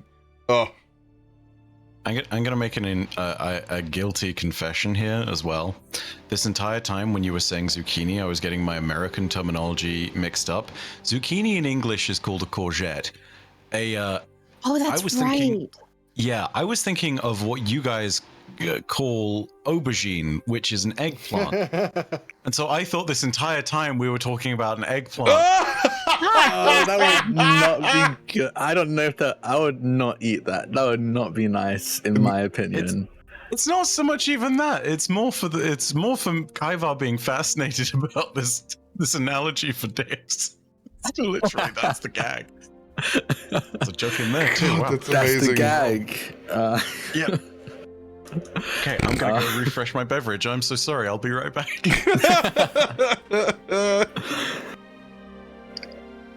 Yeah, I'm good on beverage, but I literally just ordered during that scene. So I'm just craving it. I got some squashies. And I've been sending Sam pictures. I'm on my last bag of the 3 boxes Bife accidentally sent me. Hey, Sam, remember I mentioned there was a care package making its way over to you? I swear. Oh my god. Why is Yeah. it here now? It's so It weird that actually you were got accepted by having. me, and it's actually here now. And that's what I'm eating right now. Y'all at my God, now I'm door. hungry for squashies. Oh. You may have to check Why your is Windows, your browser volume inside your own system settings if it was super quiet. It was just that one Oh, wait. song, the Baldur's Gate one. Oh. Yeah, now the music's fine. You say loud. It's so strange. Yeah, I think it's just because it is that softer parts of that song. So Yeah, but normally it's like everybody's like you're. It's usually too loud. Like they're all balanced. That's very strange. really, yeah, it just hates me. We know this. Just check.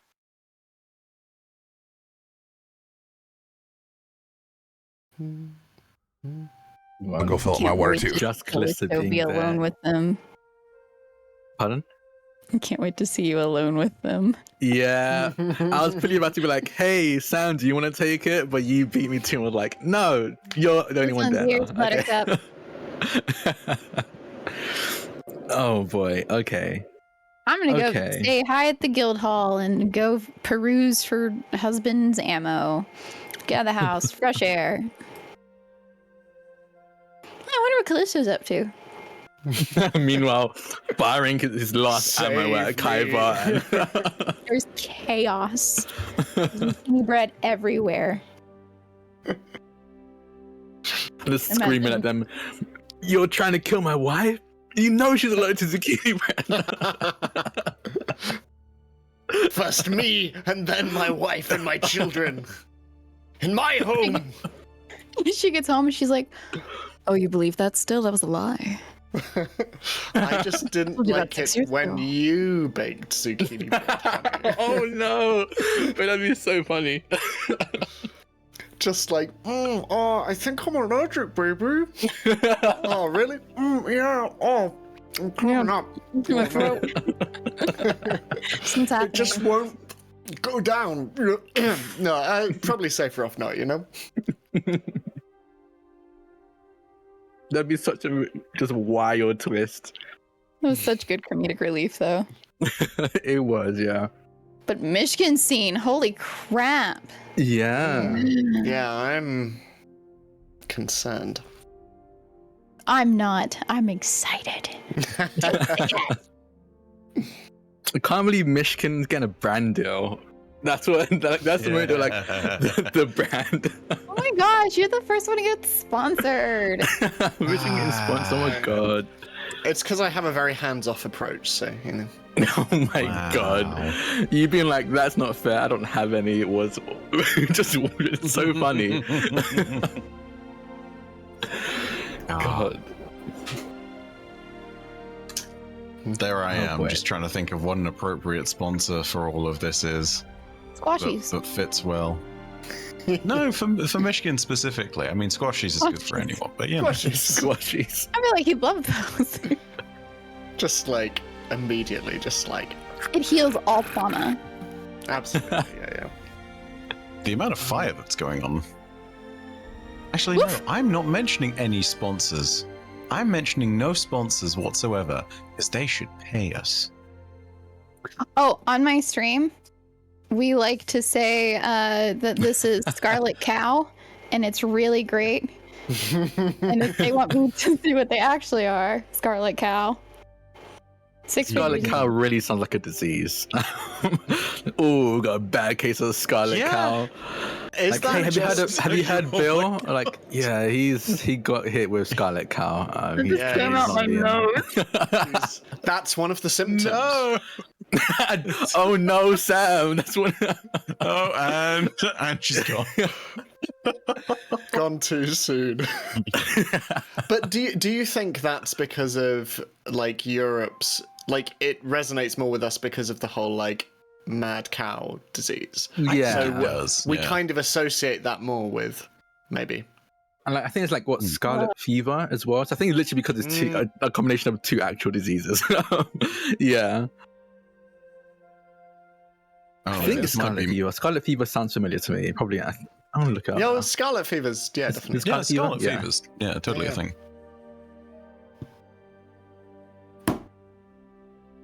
Scarlet fever, just a mixture of mad cow disease and scarlet fever, all distilled into the wonderful drink.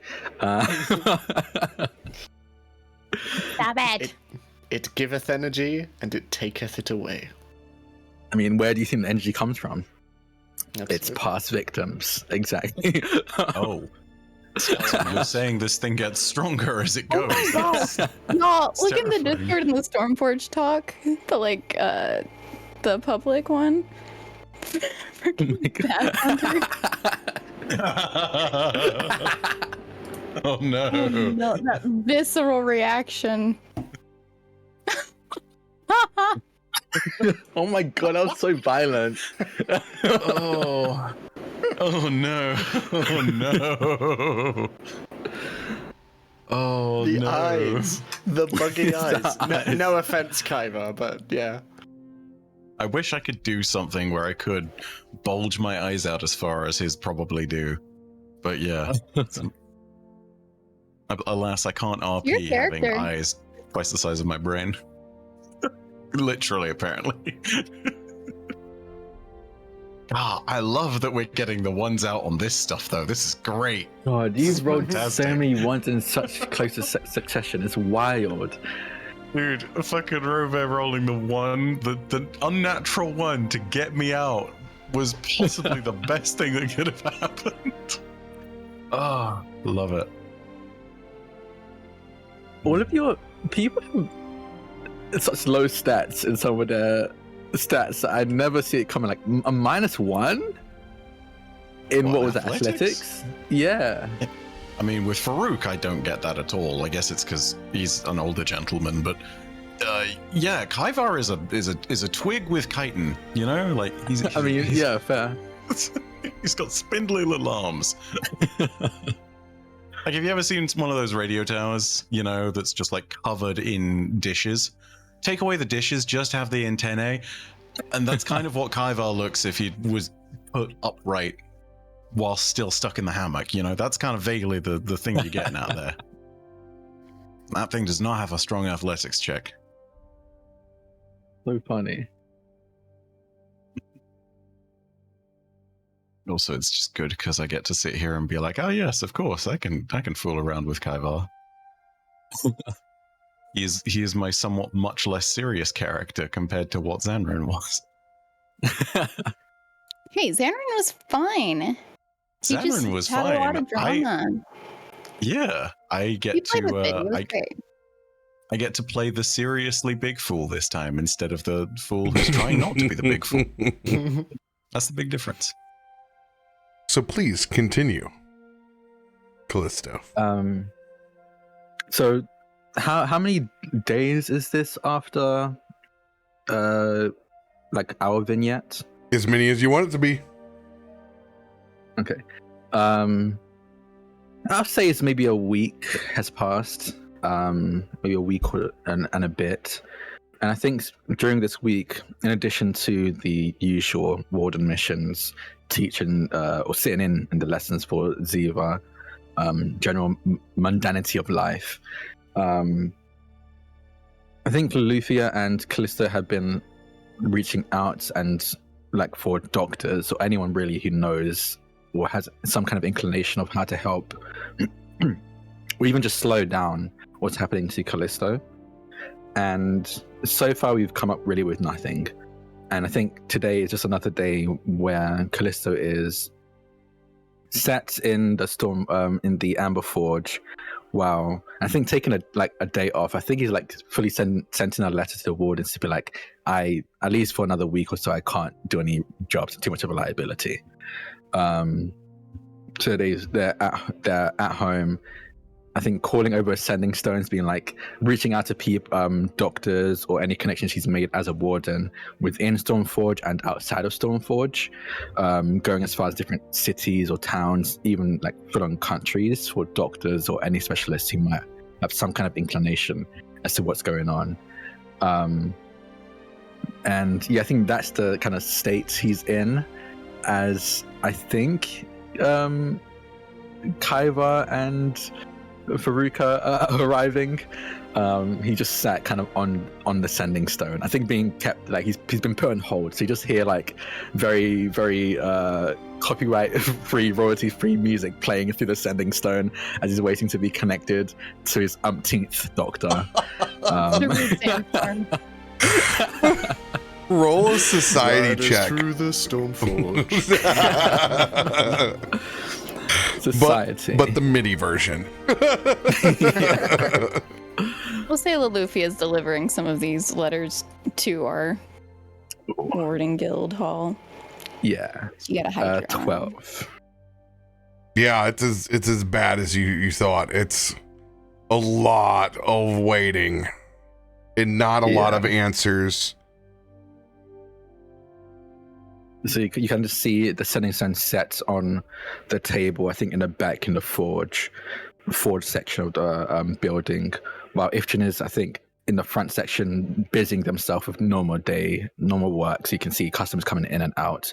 But in the forge proper, Chris is kind of just pacing back and forth, listening to this awful waiting music, waiting to be connected, and kind of running his right hand over his left arm, using the water and ice side of his heritage to kind of cool and slow down the dripping of lava from his scarred arm. Just pacing back and forth. Ziva is in school, so Ziva's not around at the moment. But yeah, just walking back and forth, waiting to be put on the line. These are the moments where Kallisto starts to think about whether or not to seek out the trove.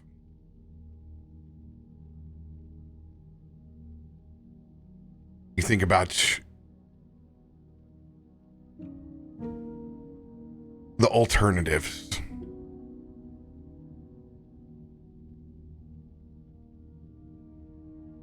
If modern science isn't strong enough to contain what sort of curse your everyday life has become with this wound, maybe it's time to seek out other solutions.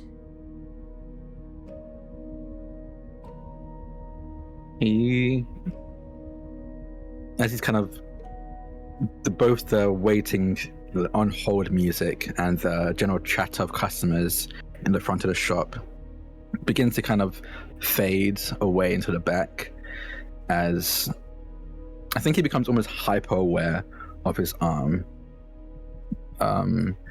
He can almost feel rather not almost, I think he most definitely can feel the almost, what can only be described as bubbling underneath the thin crust surface as the magma kind of shifts and moves underneath, finding any crack or crevice it can to seep out.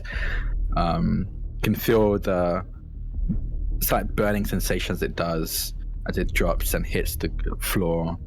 I think at this point, just because of general safety, because of it being a forge, but I think definitely enhanced recently with maybe a new layer of like fire resistant like finishing on the floor.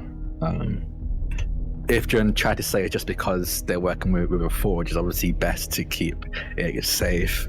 But I think even Kallisto is aware, and Ifrit's aware it wasn't very convincing, but Kallisto is aware that it's because it's becoming more and more difficult to live with this every day. He's damaging things by accident, endangering people, his family, just by being around, by not paying closer attention than anyone really should to his surroundings.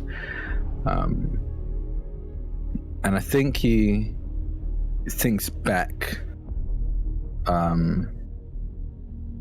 as he walks past the forge. He looks into the flames and he thinks back to the note he'd burned, and then through that thinks about Myshkin, and then upon thinking about Myshkin, remembers the discussion he had with Myshkin about finding the trove, as it seems that both of their problems can only really be solved by this organization. And Kallisto clenches his jaw at that. And you hear a kind of sharp pushes us. knock at the door. As that moment happens with you at the forge. I think Ifrit hears it and goes to the door first, because it is like normal hours, working hours, so she thinks it's a customer. So Ifrit just hurries over to the door and opens it up. Hello? Oh, hello. Hello, Ifrit. It is good to see you. As you stare over at the open door and you see a tiefling with a very worn leather bib, spectacles, and white hair. Tavius, I'm the one who put in the order for the Cold Forge Dwarven Steel. Oh, yes. I'm actually very happy with how that turned out. Come in. And Ifrit will open the door for them and usher them in. And I think very quickly go to the forge to collect the piece that they commissioned. And I don't think Kallisto really pays much mind. This is like, as far as he's aware, this is just normal. Someone in to come pick up a piece they commissioned Ifrit for. So he looks over, gives him a once over, and then I think goes back to sit by the table where he's set the sending stone at, and again just waiting to be connected. It's been 15 minutes and still nothing, just the same song playing over and over again through the stone.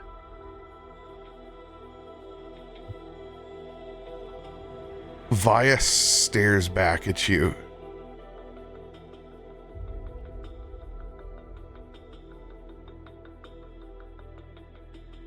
And there's something there. Just not quite sure of it.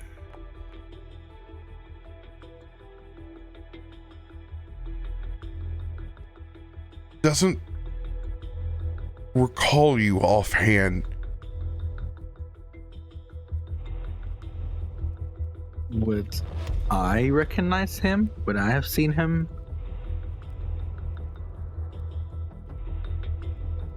I don't think you've ever seen this tiefling. Yeah, okay. Excuse me, sir. Yeah, sorry. Yeah, Ifrin's just going to be a minute. There's a pretty big backlog, so she's probably looking through storage and everything for. No your worries. piece. No worries.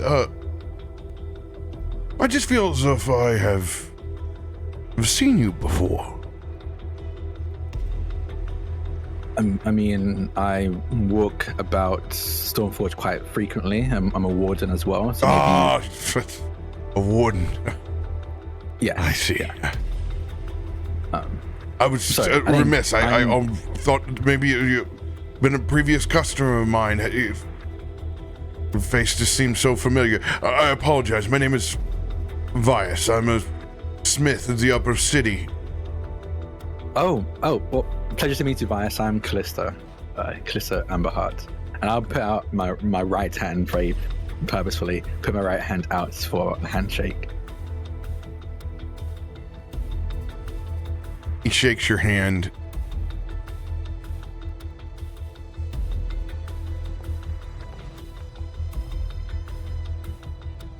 Doesn't detect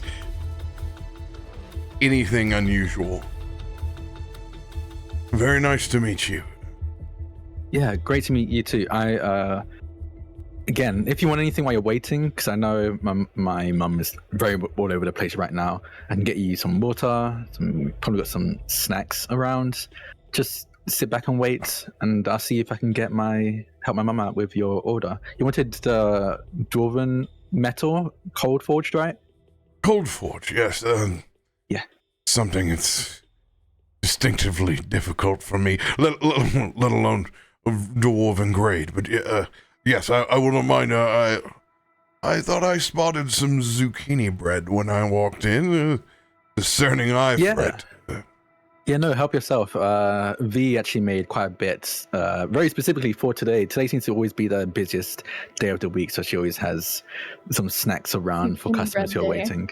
Farouk somewhere drooling, heavy breathing. I can sense zucchini bread. I sense a disturbance in the zucchini force. Someone is eating the food, Kaivar. An outsider. An outsider. Farouk, this one I must ask, yes. Did you know this zucchini personally? Yes. Yes, this zucchini issue is personal, Kaivar. Hurry, we need to get there. It's been several days. Enough of this nonsense on the food tour. It's been 2 days and we found no zucchini bread. We just been looking for zucchini bread for 2 days. The true hunt. Bedraggled. God, what is this? Rin and a You zucchini realize... You realize... You know what I am? I'm Patsy and you're King Arthur and we're on a quest for the Holy Grail. I am your man running around behind you with coconuts at this point. It's literally just us at Epcot, okay? That is what this has become. It is Food Quest. Oh, we must make it to the Mexican pavilion or all will be lost. Ah, excellent. So, Kallisto, do you do any forging yourself? Oh, no. I know a little bit of tinkering. I can do a little bit of tinkering. Ifrin taught me quite a bit when it comes to more mechanics and the mechanical aspect, but the actual hard labor and like point at the like swords and shields and armor Idrin's made, I'm not great at it. No. Warden, speaking of not liking hard labor, you practically forge yourself in it. Yes, well, that I'm a bit better at. Been doing it for quite a while, so I think I can call myself an expert the same way Ifrit can call herself an expert. I like that. How long have you been a marksman? If you don't mind me asking. Not to pry too deep, is looking down at your just natural holsters and what you have on you. Yeah. No. Honestly, I get a question a lot, and people are usually very curious about that. I've been a marksman with guns specifically for maybe about 20 or so years. Well, at the very least, I started practicing and learning how to use firearms about 20 or so years. Whether or not I can call myself a marksman, I don't know yet. I'm pretty good at it, but I'm sure there are better. But about 20 years, I just got kind of... One of my first things I made was a projectile launcher. I won't call it a gun because, quite frankly, it wasn't really one. But I used it to just launch pebbles and things like that, and that's when my mum actually gave me these, and he would pat his pistols, Dwarven clan pistols. Unbelievable. You don't mind me? Yeah, no, sure. And he would pull out the one ordinary one, the one without any runes etched into it, and hand it over. Impeccable quality. Yeah. Apparently that's gone down the Amber Hearts family for centuries.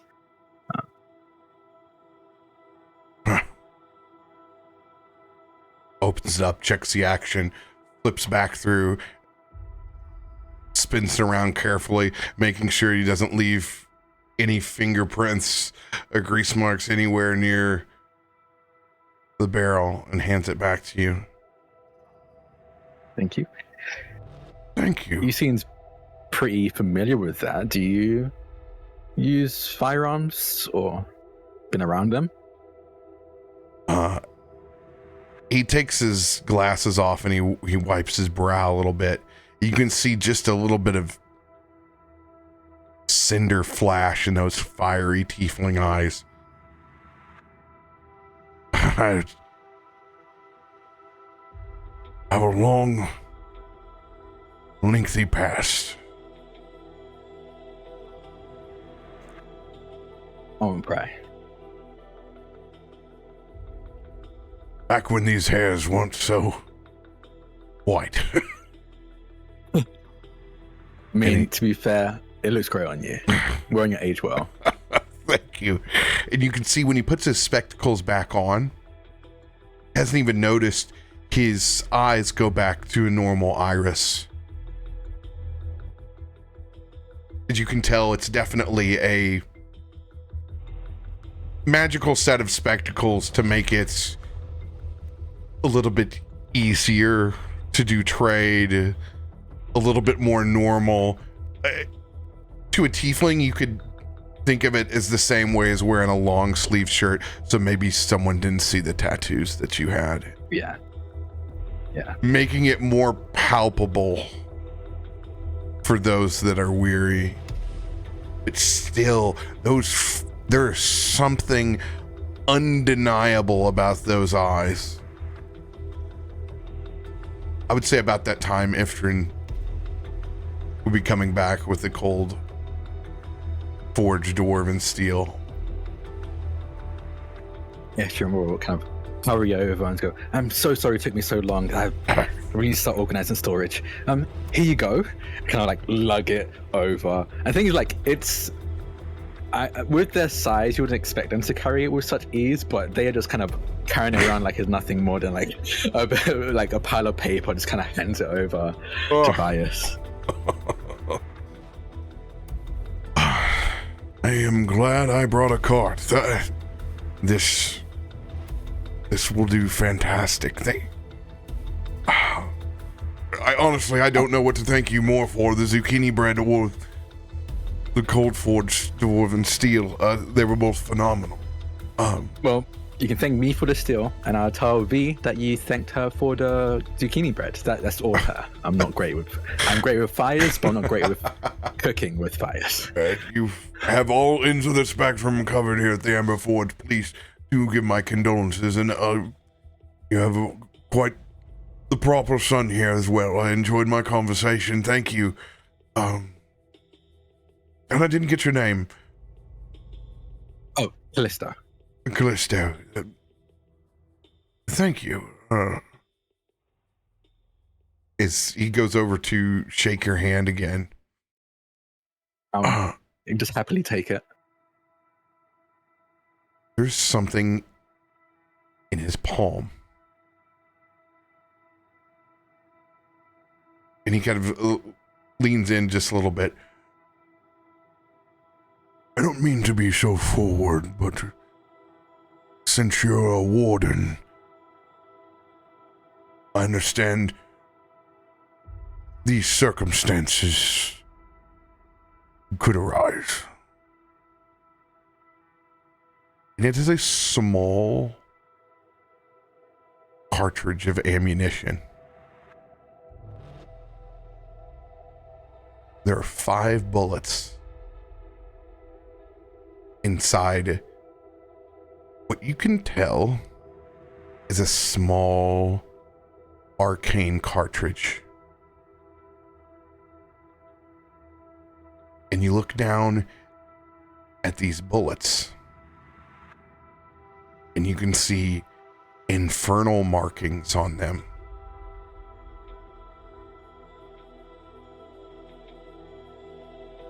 Did he pass this on as if he's trying to hide it from anyone else seeing him hand this to me, or was it kind of like a kind of open? Here you go. Here are these cartridges, this ammo. One could see that he's definitely passing off ammo, but he's trying to make sure that the specificity of the ammo is definitely held in between you and him. Okay. As a warden, I will assume that you understand where to place these. Kallisto will quickly, understanding the need for secrecy of the nature of this, he would pocket it fairly quickly in his overcoat, but still look confused and kind of surprised, and nod and say, "Thank you." There's no better way to send one soul out while claiming another fiendish one. Roll a perception check.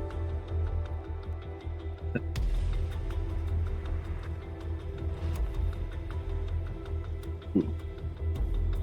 20. And you can see that you've eyed these.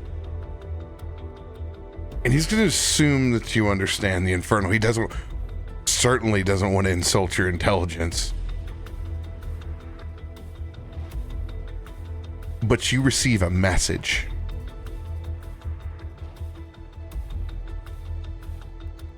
Do you accept it? Okay, is this I'm guessing like a psychic message? Just like the cantrip, so nothing like... Oh, the cantrip message. Okay, yeah. Yeah, he'd accept it. Lips don't move, but you can hear. Those are soul coins, Kallisto. But not souls of the unfortunate. Souls of the damned.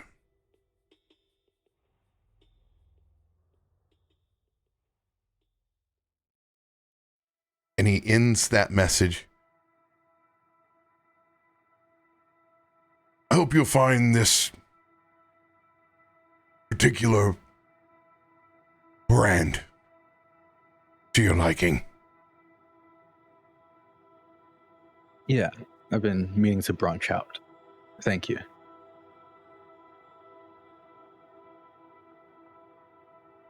Thank you. You can take some zucchini bread to go if you want. I believe I've had enough. Ifrit, thank you. If I need anything else, I will not hesitate, but literally, this is the only thing I've found to be able to resist these kind of temperatures that I've been working with. Honestly, anytime. I haven't actually had to deal with Cold Forge still for quite a while, so it was great getting to crack open my old textbooks and figure out how to do that all over Your again. old textbook. It's like you never dropped off. But I do want to ask a favor. Just let me know what you make with it, because I'm very curious what you could be doing with this much Cold Forge steel. Well, when I get done with it, how about this? I'll make sure that you get the first ride. Oh, I'm excited. Yes, no, deal. And I'll leave it at that. Thank you all. Anytime. No jetpacks are banned.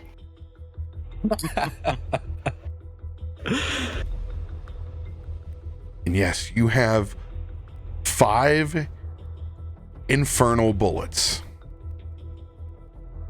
These bullets are, as advertised, they contain the souls of devils or demons. My goodness. Damn. They will do triple damage to fiends. Oh. Not to mention that triple damage if one of those bullets does take them to 0. The devil or demon does not die.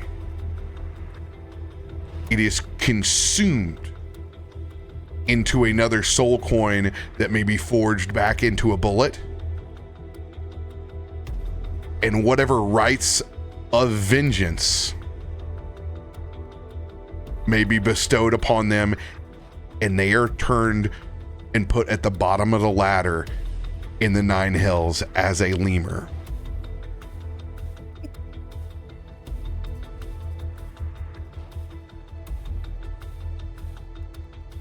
I would like to shoot Yagrash, please.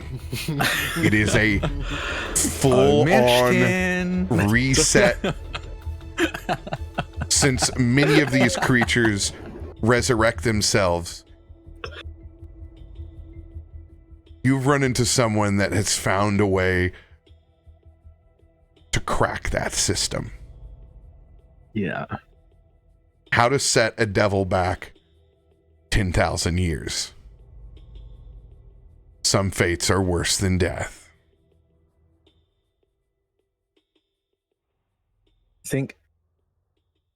I think with the initial interaction with Vias, he can only glean that these were infernal bullets, and special enough for Vias to want to hide their true nature, or at least make as hard to gauge from anyone who's just watching this interaction. So when Vice is gone, when Ifrin's back to busying herself around the shop, helping customers that are coming in and out, I think Kallisto, I think he would go to I think he'll leave the Amber Forge and go to a space, like an open space. You know what? Fuck it. I think he's going to go down to the Forgotten Lands. Before pulling out this ammo to properly investigate it. So I think he's far too worried, I guess, about what could possibly happen if something goes wrong with it up top. So it goes down to the Forgotten Lands to properly figure out what this ammo does. Not by shooting or anything like that, but just trying to read and understand and gauge the infernal script on it. Yeah, I think go ahead and give me perception check with advantage.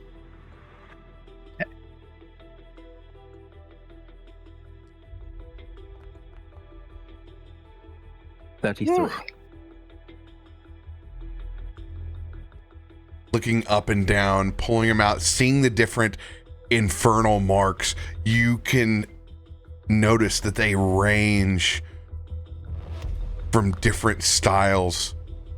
Some of them in Ifriti slavers, pit fiends, chain and barb devils.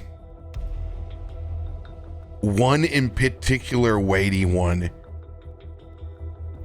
you can feel holds some one that once was of high importance. Above all the others, it feels very weighty.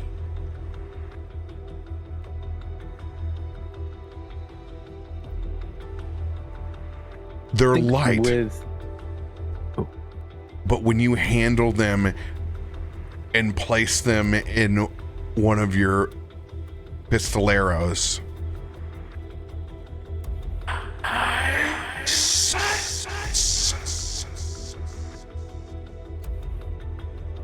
you can hear their attempts and screams ever so lightly, but you can't make out words.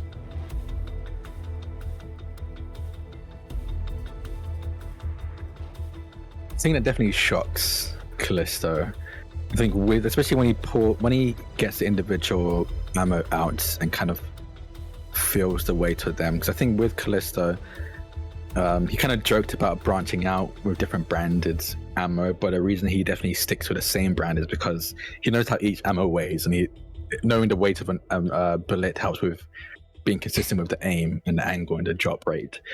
So he definitely pulls each ammo out just to feel the weight of it, to see how it weighs in the gun.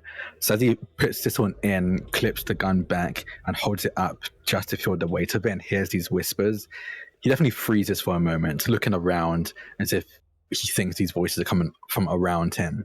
And the weight doesn't change. You feel the individual shot, they are arcane shot. So while they have different principles as fired, they are and feel as if standard ammunition.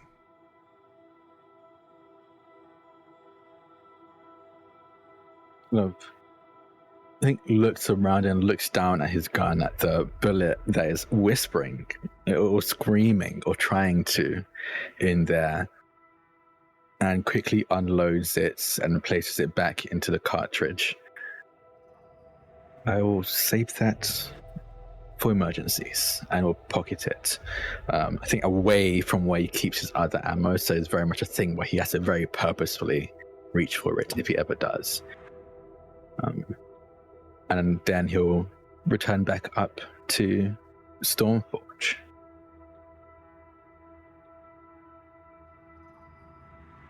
Lolly. Well, Kallisto is out at the range. What are you doing? I feel like initially she, after this time of probably turning down a few jobs from our Warden Guild due to Kallisto's condition and not needing to be out in public or being able to control what's happening, it would have gotten to a point where one of them was summoned to go and explain what's happening. So that's what she would be doing. I'd be just heading to the guild hall before getting basic ammo for her husband later. Honey, I brought a present. Oh.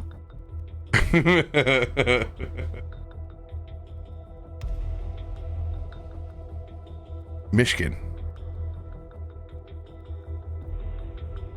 How long has it been since your confrontation with the mysterious brand? And a week. And Myshkin has been keeping his distance from the area in question.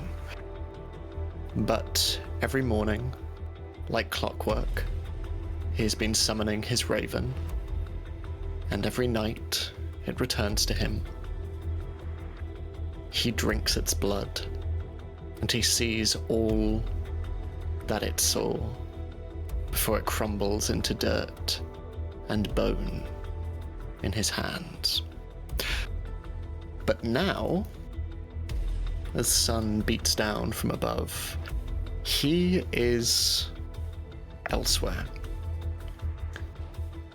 He has moved through the markets, and he follows a very familiar quarry as she makes her way to the guild hall, his hood up, his tail swishing behind his bare paws, as he moves as silently as he can, following.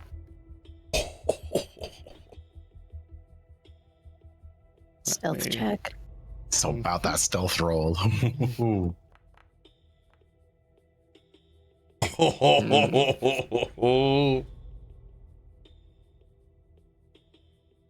Picking up on the unnatural movement that's happening behind her. She can just sense the slinking and the patter of the paws that she has just become so familiar with. For a moment, she just listens as she slows her pace before leading you toward an empty street, just something that's not as active, and as if she is heading toward the guild hall before eventually stopping and turning around. All right, what do you want?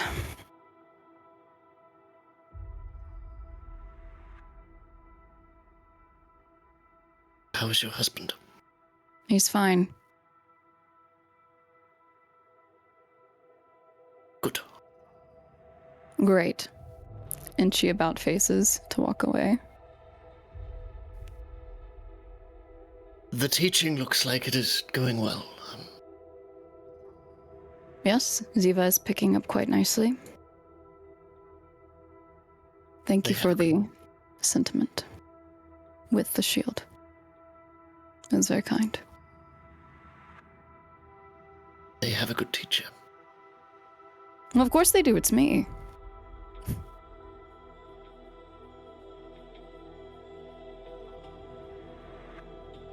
Fast learner as well. She cocks her head at that. Yes. Are you insinuating something? Only that the child has a natural inclination, is all. We've noticed that he picks it up quickly. But I'm not jumping to any conclusions. Wise when it Way comes to protect magic. him. Well, as you can see, it's not very kind of people to notice a child practicing magic, and he's in school.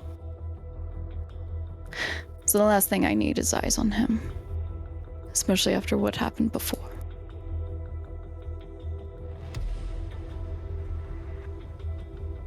Hope you do not mind that I have been. I should have asked, but To stalk my family? You know that would have been a no. You're going about it the best way, isn't it better to just ask for forgiveness later? just first time I found myself there, the first time I met Ziva,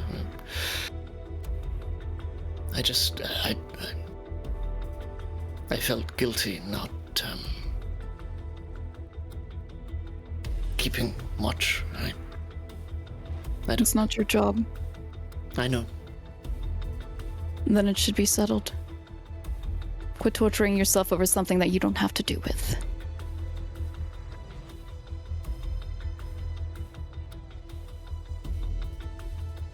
I have a favor to ask Great. of you. Beautiful. What does it involve, Myshkin? An extra set of eyes. What else? Hopefully that is all. Are you needing me as a warden or as Loluphia?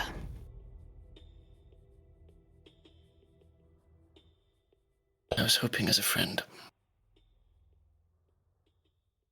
We'll see if we can get there.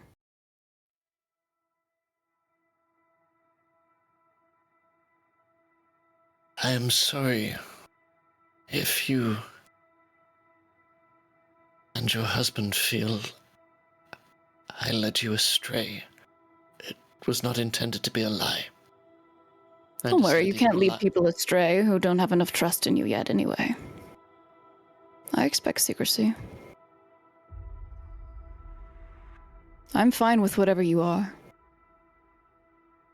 Kallisto's the one you need to talk to.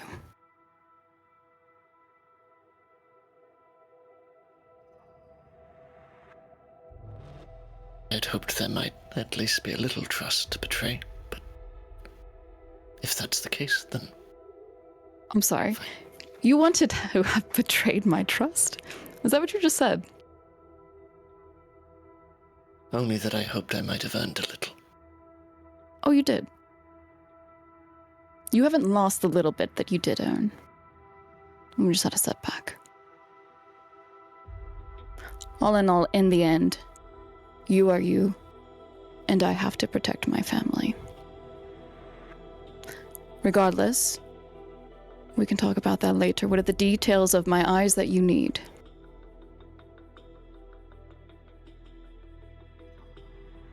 There is a place of workers, primarily construction. I have been keeping an eye on it for the last week or so.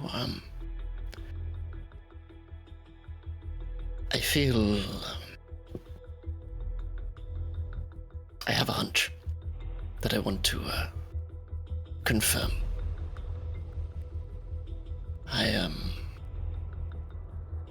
If now is not a good time, I can tell you later, but Anytime's good as ever. As long as I'm here in Stormforge, feel free to ask.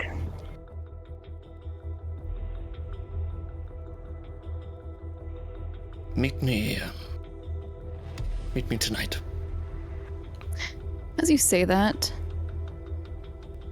in her left eye, you see her freckle just glow a little bit. Nothing else, just that. Before the light disappears again. Where at? Where would be safest for your family? Away from them is safest. How about the library? See you tonight. Yes. I'll see you there.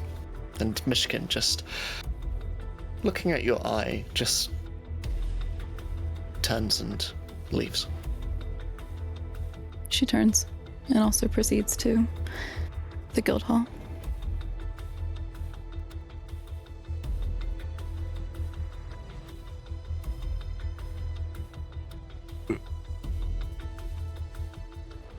Lolly. After picking up much needed provisions and your sweetheart a little extra ammo on the side as well. They're so puny. Ever being the present great partner. An individual gets your attention.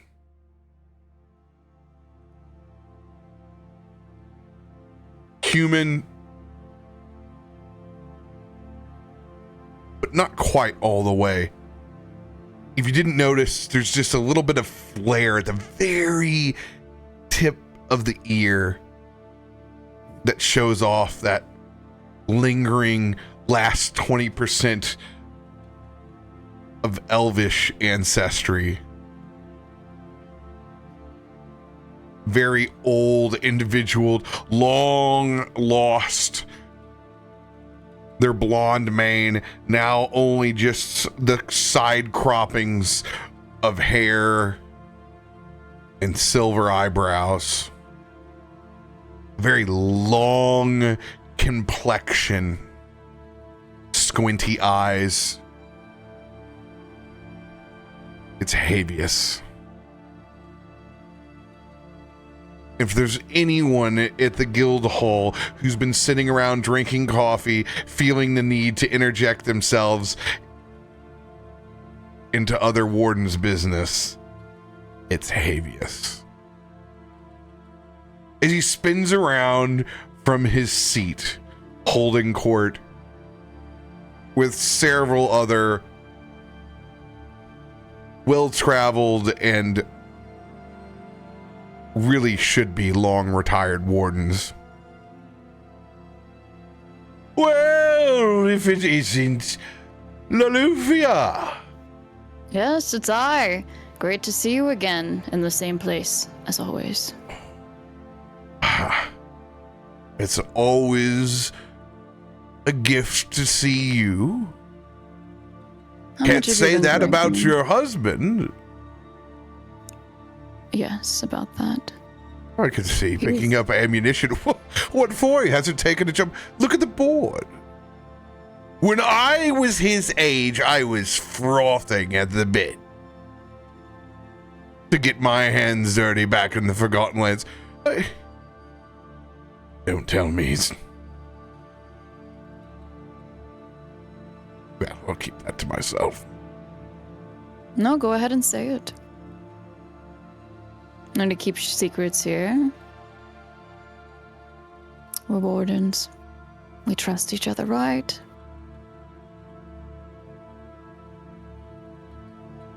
I hoped he wouldn't be getting gun shy since the incident is getting, no one's counting, but getting close to the anniversary. Since we all wardens, we all think about these things. Ah. Well, I've come to actually just explain what's going on with him. He's just been under the weather. Under the weather? Which you know is not convincing, considering she can control the weather if need be.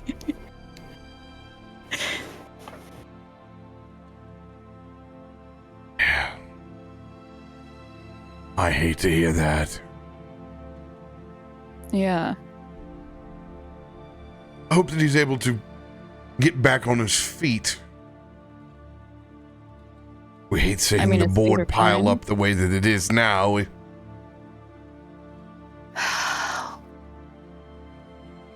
What are you asking me to grab? She looks at the board. Which one of these do you want me to take? 3 of them? 10 of them? Just say the word.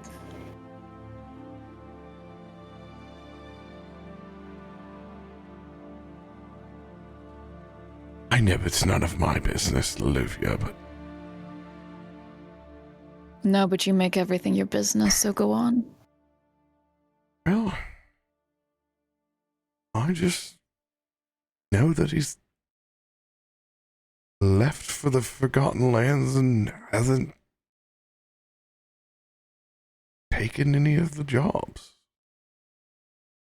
I'm sorry, what? He's at the Amber Forge. That's not true. That's where he was. Very... What are you saying?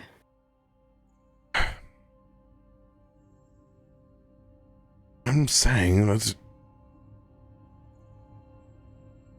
he's gone on patrol with no jobs. Take that for what you will. Why would he go on patrol? She, her necklace I may be lights up. nosy, but Your marriage is none of my business. All right.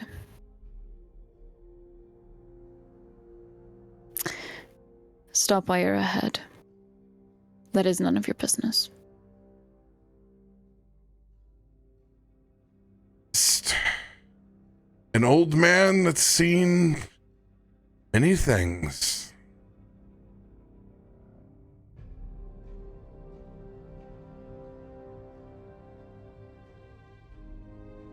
Please, if you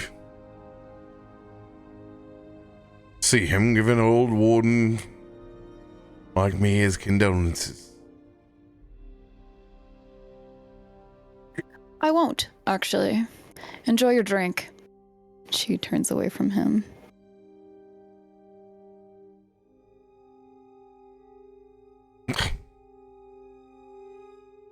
Well, I know if I was him, I would have just chopped the arm off by now. Whipping around. And at this point, getting closer and slamming her hands on this table, leaning into him, her face coming very, very close. You see a fire that is not normal for her. She's usually very calm, but she's angry, very visibly angry, but her voice stays low, as it always does. What do you know about his arm?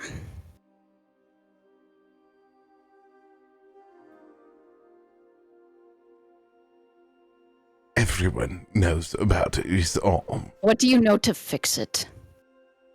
Get over it. That it's turning into liquid lava? You can't just took get the over that. same oath that the rest of us took. As you kind of look back at a table of people missing digits, eyes, large scarification, there is a price to be paid for a warden. Move on with it.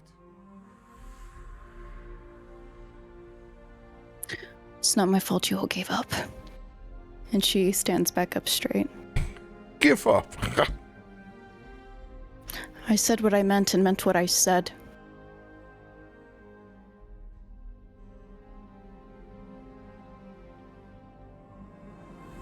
Board's not getting any less full. Then take the damn job yourself. And she turns and leaves to exit the building in search of her husband.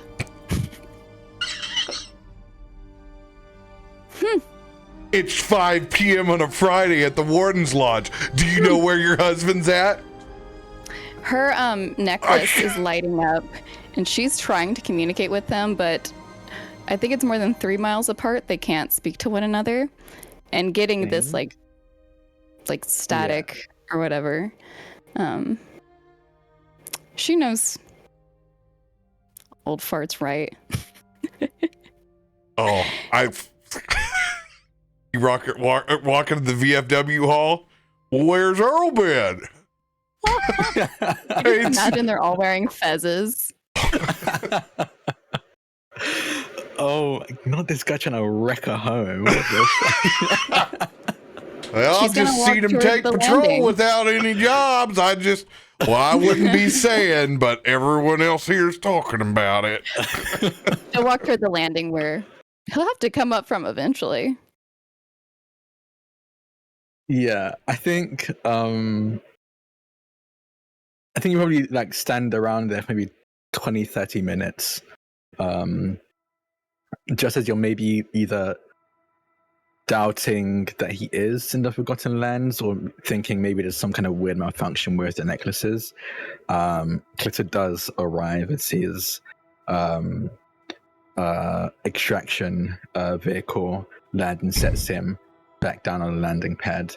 And he kind of walks out, still looking down at his gun, now unloaded, but kind of just checking it over for if there were any side effects or remnants of what he had just loaded it with just not too long ago. And burning a lot of fuel for a short trip there, Kallisto. No, sorry. I just wanted to check on something, but it's all good. Sorry about that. What happened again? And he kind of goes through the movements of kind of very saying hi to everyone, very customer service smile again, like just being very pleasant with everybody as he walks out, and then sees Loluphia. Very unpleasant Loluphia.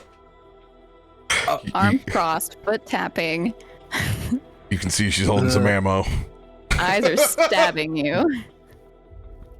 Loluphia, what are you doing here? What are you doing here?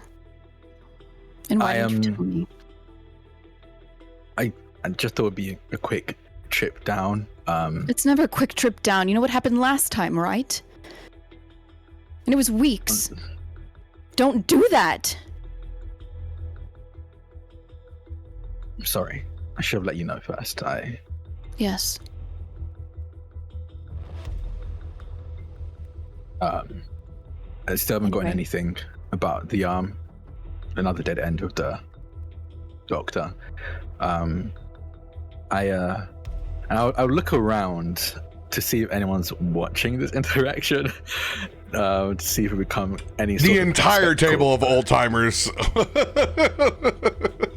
They are not hiding or averting their gaze one bit. It's full on turn back around, sipping that lukewarm 5-hour-old coffee. Callisto's kind of smile again.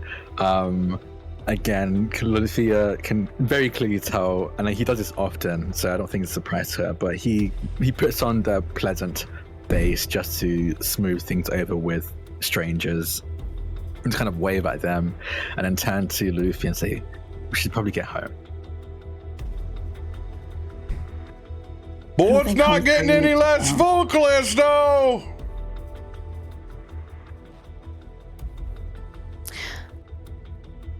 I think.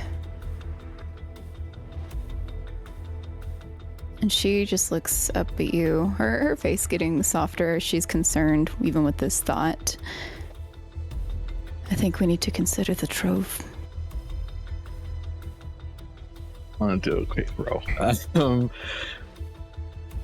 I think I'll go performance. He's going to try and hide his reaction to this.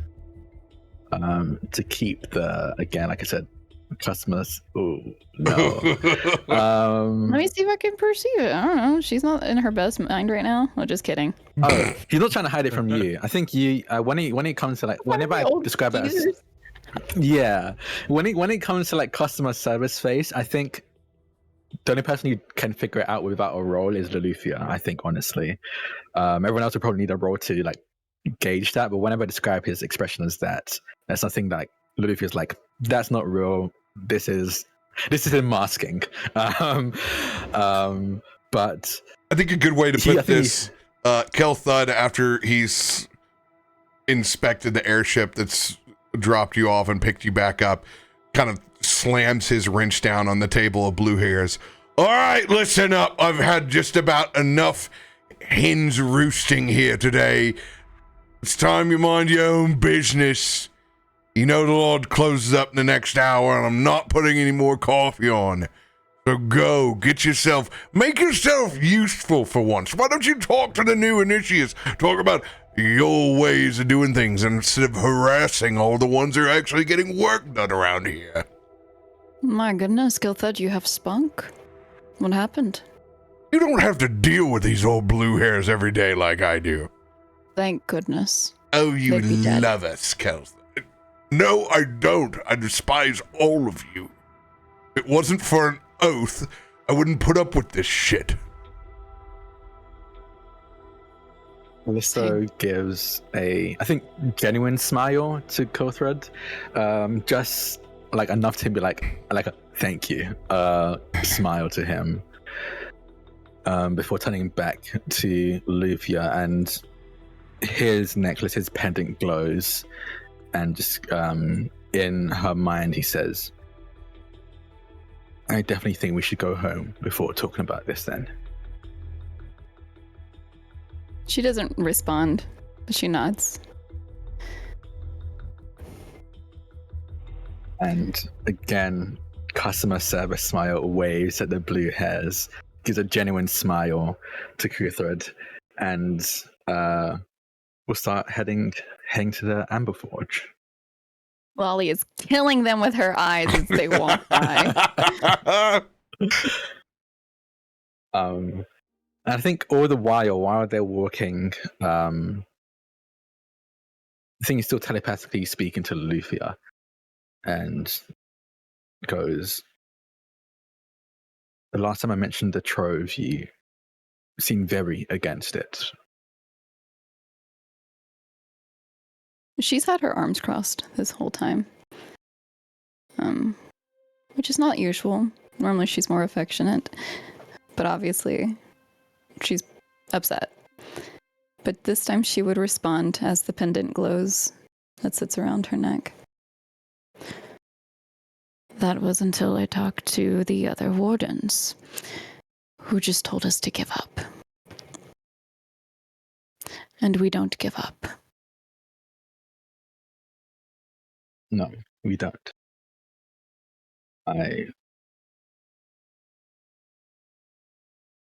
It's going to be a lot.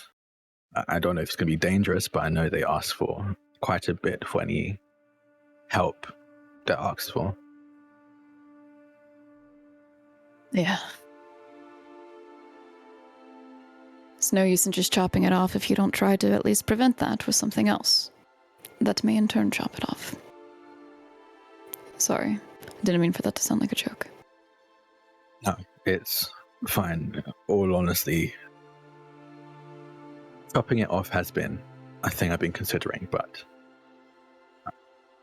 there's no real guarantee that it would stop it. We don't even know what's really going on.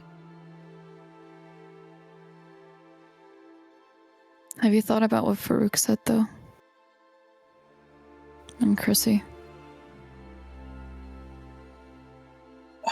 I think with telepathic, a telepathic connection is very much like, it's like push to talk on Discord. I think it's like you focus and then speak, and anything you're thinking kind of goes through while you're still focusing. And I think there's a moment where it actually accidentally slips through the open, lack of a better term, open line, and you just feel, not even really hear it, but feel the anger and frustration that comes with when you mention Farouk and Chrissy. And he quickly cuts it off, takes a breath, and then reconnects again. No. I quite frankly have no idea what they were trying to imply or how their method was going to help. It just put us in danger.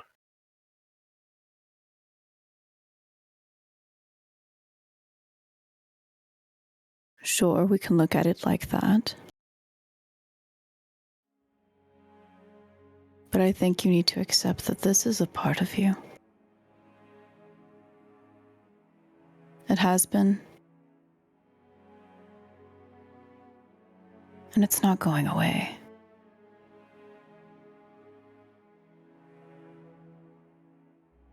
Kallisto stops walking.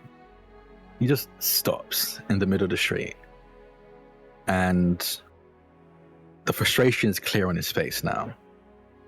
He's not trying to hide it in any real way.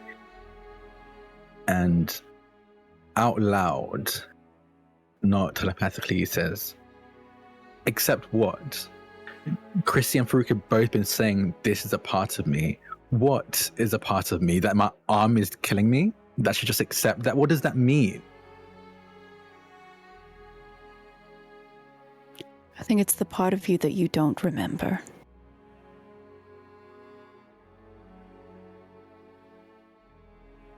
I think he softens at that. Probably. That's why I think. But I don't know how to go about that, how to fix that, how that even works. How does that work? A thing that I can't remember. Well, more than welcome to go back to, Farouk. Round 2, baby. Or can try the trove. Because the normal doctor's not going to be able to do anything, and we've noticed that. Obviously, she points down to your arm.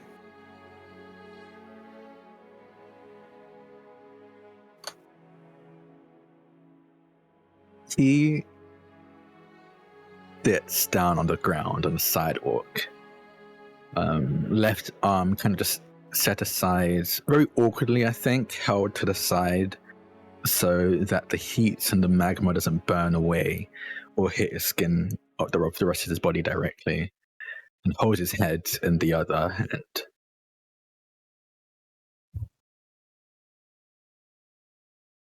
I'm sorry.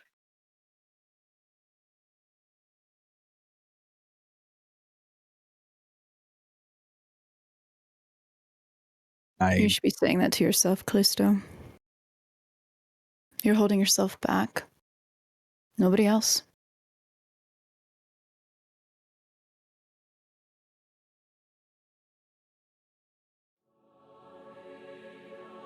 Yeah.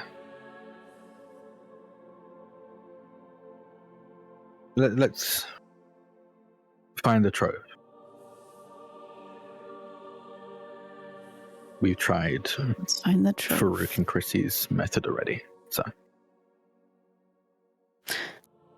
Let's plan it out and not do anything hasty, like we did last time. Yeah. Nodding back to the memory adventure. Yes, no, this time we'll ask very specifically what it is they're going to put us through, or I guess me through, the best case scenario, so we know what we're walking into and if it makes sense that it could help. You can't help but think to the absolute awful deals that you've seen in the past. In particular, your doctor's father's own eyes in trade for his education. The depths of that black market are endless. You have to be very careful with who you deal with, as the price can be steep. Feels very monkey's paw, and I don't like it.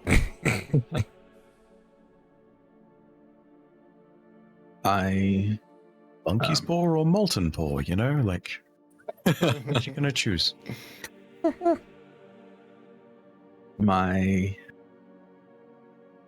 I guess, previous doctor, the one that had been tending to my arm, I think he might know a contact or the tribe. I don't know how willing he'll be to give it, but it might be a place to start.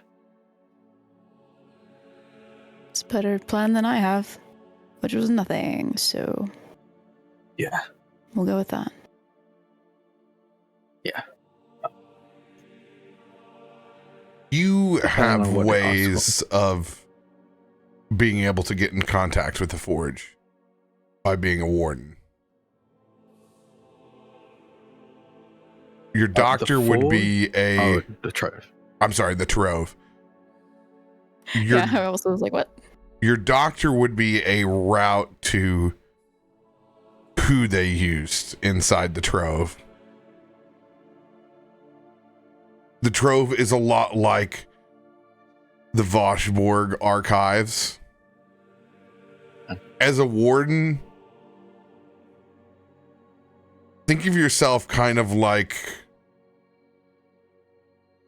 Deckard inside a Blade Runner. There's just places that you are allowed to go because of your authority.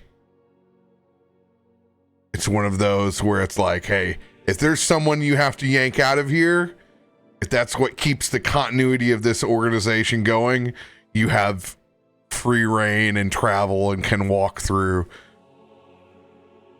It's kind of like being allowed to go through any of the seediest Hellfire style nightclubs that you need to find whatever person it is that you need to extract.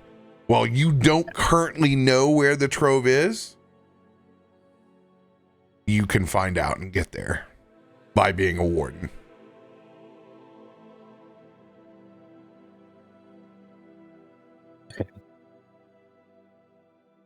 Yeah, we can.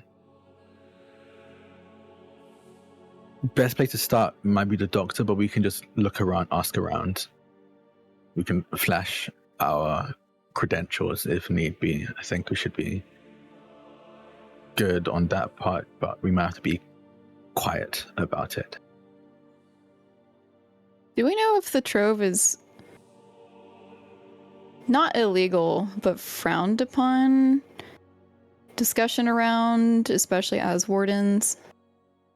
Like, should we be careful?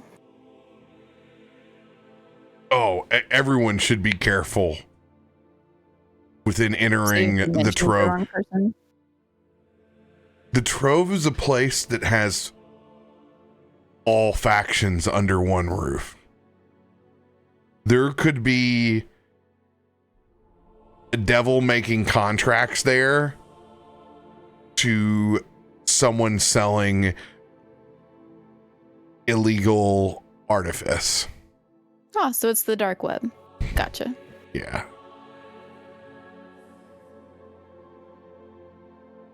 There would be biologics to mechanics being sold there.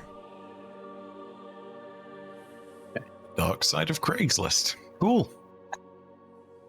Oh, just Craigslist. Just Craigslist. A couch and a liver. Ah. Couch hand delivered? Is that what you said? No, worse, and a liver. As your lawyer, I will advise you to say Wait, couch hand delivered. It just feels like a couch and a hand is delivered, which is honestly still pretty rough. Myshkin's first in line.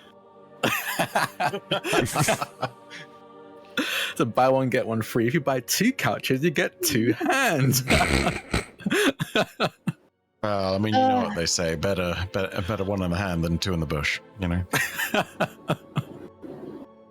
will show myself out. Anyway, let's make a plan before we start asking around.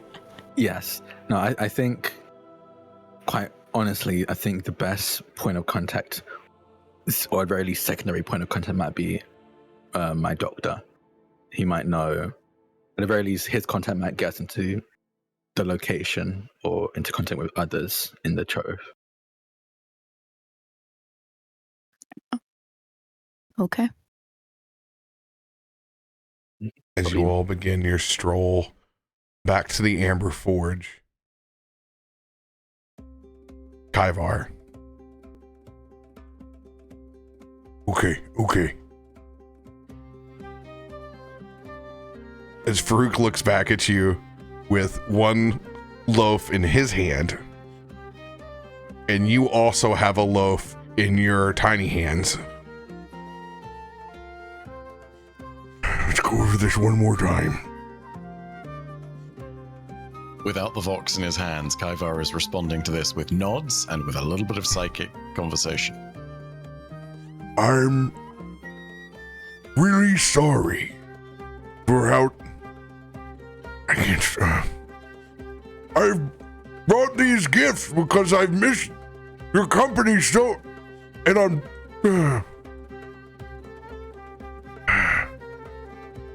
Farouk, my people believe in supplication before those who are their superiors. So maybe it is best we take bread and present it to them and bow. Yes? I'm not supping on anybody's occasion, okay? No.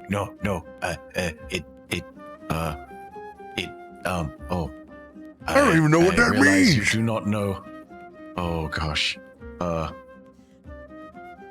I If you take, I understand the bread bow. and only bow and say nothing, then they will believe that they are greater than you because that is their station. Yes. All right. He goes and knocks on the front door. me that's not happening. I am so curious to know if Kallisto and Loluphia have gotten back home yet. No, you guys are not home yet. We haven't? No. Perfect. Would Ifrit or I think Ziva opens the door. If you're cool with that, Sam. Yeah, did they knock or did you just hear them? You hear the knock at the front door. And it's gonna be who's opening it? Ziva! Ziva's gonna open the door and immediately I am bowing. Kaivar, are you bowing? I have a very practiced bow for this, where Kaivar is on 4 of his 6 limbs. The 2 small arms are actually raised somewhat above his head behind him, presenting this loaf of bread. His face towards the floor, just kind of quivering a little bit in fear. It's very instinctual, very, very well practiced, perhaps a little too well practiced. You don't know what else he's had to present in this particular fashion. Maybe it was the heads of his enemies. Maybe it was sacred knowledge. You don't know. All you know right now is that this zucchini bread seems very holy. This is a really weird greeting. I am here for supplication. Farouk is gonna look up. I'm sorry. Wait, hang on, I'm a little confused. My mom and dad aren't home right now. I'm sorry. Oh, in that case, we brought some zucchini bread. My grandma just made zucchini bread too. 3 loaves are even better than 1. I agree, and he's gonna open the door and just come on in. We've missed you guys. We haven't seen you forever. We've been up to a lot of busy stuff. Everyone been Tell me some stuff. And he's taking the zucchini bread from one of you because you both have one, right? Yes. He's taking Take one. it from Kaivar. It's like presented openly for you to just grab. He does. He takes it and just like sets it down. And then he'll walk over and grab the other one and also just set it down before just heading over to their table, their big wooden table. Yes. Come sit. I want to tell me stories. Have you done anything cool this past week? Is that why you've been gone? Did you fight anything? Oh, we didn't fight anything cool, but we did get Kaivar chicken on a stick for the first time. Did you like it? It's good. We're at school yesterday. Yeah, he hastily pulls out the Vox and is just, yes, chicken on stick is good, but he's not very good at fighting. No. Oh, he's the best. Don't let him. Wait, did he say biting or fighting? Fight like warrior. Chicken is not warrior. No. No, if you were in the Forgotten Lands, you gotta be like a massive warrior. It's literally the only way you can survive down there. Yes, otherwise you, You're being Bumble. chicken. About that time, Yes. Farouk flies in the front door as well and just kind of like waddles on in. oh my god, Farouk still stuffed from the chicken from earlier. Oh god, he ate that thing. Oh, the whole thing. God. Like the whole figure like inside. It's gonna be like a cock. It's one uniform bucket of chicken in him. If you hear Ifrit call from upstairs. Ziva, who was it? As you hear them. It's our friends who stayed with us too long. Oh, Kallisto's friends, where have they been? It's been a while, and That's Ifrit what I will was come saying. down the stairs. I think V's already in the kitchen area and kind of pokes her head out, just waves at Kaivar. Oh, hi Kaivar, it's great to see you again. I kept the crate just as you liked it. I didn't know why you weren't around. I assumed it was warden business. But if you want to stay a bit, just let me know. We can probably get the blanket out as well. Kaivar does not know any gestures for this, but immediately sits up, immediately excited. Like, I hate to even describe it like this, but it's the closest thing you can see to a dog that's excited when you say walkies, you know? Like it's like, oh my gosh, she's my friend. She gave me a library card. I hope you've been putting the library card to good use. Don't tell anyone, but I gave you some extra access. So, again, don't tell anyone. Yes. This one Kaiva study much about great warriors and about food from Farouk and about chicken. Yes. Hey, chicken. I'm glad you're learning. It tastes delicious, but is how so many chicken when they so bad at war? Yes. Well, we have farms. Oh, he's talking. Speaking of learning, And he's gonna produce some dancing lights.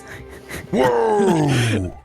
Ifrit like a instinctually flinches, like, oh, okay. they're over here. Don't worry. I'm not gonna cast them towards you. Yeah. No, I promise. That's Just one time. freaking awesome. Isn't it freaking awesome? Also, I can't say freaking grandma. Oh, We'll let you off. sorry. Farouk, I didn't say that. Mm-hmm. Uh-huh. As he speaks out the side of his tusk. Why are you two here? I guess more specifically, not that your company isn't welcome. We just didn't prepare enough food for everyone. Oh, yes, but we bring food in form of great zucchini bread. Zucchini bread! In, supplication, yes. Yes. And as what Farouk this one call apology. Yes. Apology. What did you do? I'm assuming this is for Loluphia? Apologies for not being around, for being gone so long. To be honest with you, we were really trying to see if you guys had seen Myshkin at all. No, that's the Tabaxi. No, we haven't seen them around. I assumed that he was with you two. He's probably afraid of Mom. She is rather intimidating for most. Yeah, she doesn't say the nicest thing about him. Wait, I haven't heard her say anything about him. What did she say? Interesting. What are you trying to do here, RoBear? Well, it's just been... I hadn't seen Myshkin in a while. And you can always catch the busy wardens, they got I want to roll a perception check. strong schedules. I think as a store owner, Ifjin's perception, or at least ability to tell a lie, see lies, is probably just as good as Kallisto's perception. At least a +10. Yeah. So I'll roll with that. It's not Lolly, that was Siva. Yeah. Are you sure you haven't seen him? 22. No, I haven't seen him. Are you sure? I know when people are lying because I'm a great liar. I haven't I'm seen not him. Something to be proud of, Liar. Ziva. It's fine because I'm better at seeing if you're telling the truth. Don't worry. But no, are you sure you're just here for Myshkin? Because I'm sorry, but I haven't seen him around. He doesn't seem to be one Well, who's... I mean, not just Myshkin. We haven't seen our buddies in a while either. They've been... I don't know what they've been up to. Ivor at this point looks up at Farouk and is like sitting there and being like, giving you the look of being like, just tell them. Okay, Just tell them. Ifrit, I overserved everybody at the ritual upper city. I think I gave everyone too much goodberry wine, and I've been feeling horrible about it for the last 3 days. And Oh, yes. This one Ivar does not remember feast. No. I feel so bad about it, little buddy. What was your ritual? That's like kind of magical, right? It's you're not far too young for. I'm just gonna shut my mouth. I'm trying to just. I'm sorry. It was as this one Farouk say alcoholic. Yes. Harold, Yes. you just turned to a bunch of drunks while you were gone. don't know how to handle this. It's Are you gonna throw up? Are you gonna throw up? And he gets up No. to like run and grab a bucket and no. run it No, back to you, like shove it under your chin No, on the it's table. not the emotions I'm conveying. No. Too. Oh, Ziva is fine. I don't think they're drunk. okay, this I is all. think This that- was all just a. I'm sorry. This was all just a mistake. I hope you enjoyed the zucchini bread as I'm gathering my stuff. I think it's right about the time that you guys are showing up at the front. Yes. Absolutely. Open front door, stepping right into this mess. Well, look who we have here. I'm sorry I brought zucchini bread. Ivar immediately grabs his loaf and presents it yet again in supplication, bowing down, holding it up. Lolly would also say, that is an odd greeting. I think Kallisto walks in, and I think in this moment he's had his spoons just drained throughout the day, so that he doesn't have anything left to like hide his just pure frustration. So he walks in and just goes, "God damn it!" and walks back out. just turns around and walks back out. Sorry, he's had a rough day. I'm gonna look at Kaivar and go, I think that went pretty well. Good job supplicating. So, no zucchini bread. No. Give it time, Kaivar. You'll get hungry late at night. He'll slowly lower the bread. So to what do we owe the pleasure? We miss you. She softens. That's very nice to hear. I missed you all too, however, that one, turning her head toward Kallisto, Just pacing outside. he's had a just pacing whirlwind back and forth. of a week. You just gotta give him time. I look back at Kaivar. 3 days was not enough. I am not good with time, Kaivar. 3 days. It has been much longer than 3 days. Oh.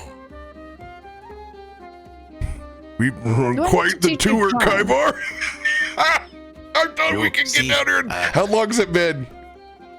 I thought it was like It's over a week and a half. bit. It's been a Yeah, week. like a week and a half. We've been on a week and a half bender from the upper This city. zucchini bread will live for 10 freaking days. Are you both all right? Are you running a fever?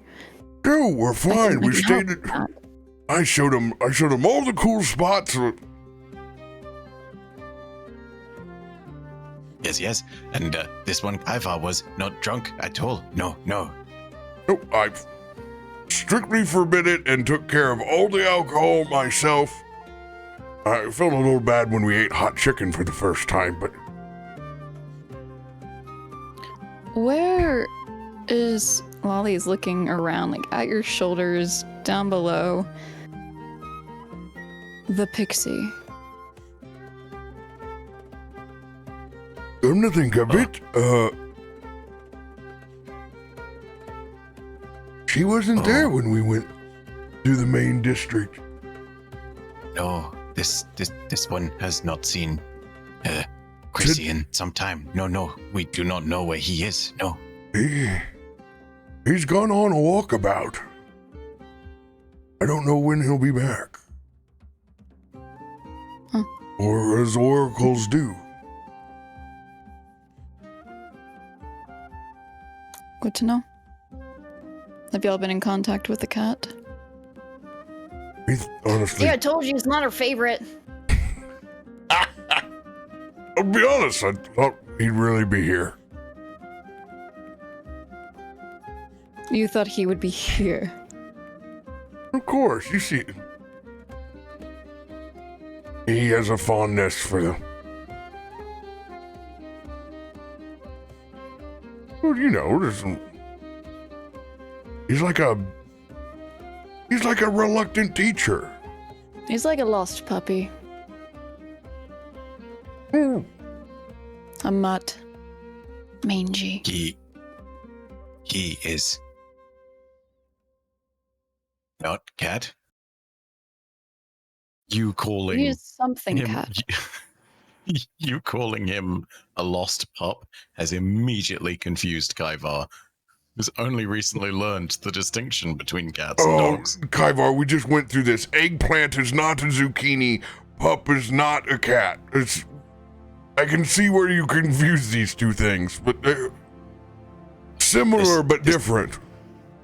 But they both have what you call fur. Yes. Well, unless they're hypoallergenic, then they have hair. But regardless, it doesn't matter. Kaivar looks at everyone around the room and just quietly goes, "Oh, no." Just commiserating to himself. He Ziva's has so grabbing much a to book, learn. and it's like a big book, and he's carrying it. He's like, "Oh, God," as it like slams on the table. Come here, Kaivar. All right, and he's opening it. It's so tall that it doesn't actually touch the table, so the front of it is just hanging. So this is this breed. And it's just a bunch of animals. It's like what a kid would be given to teach them different animals.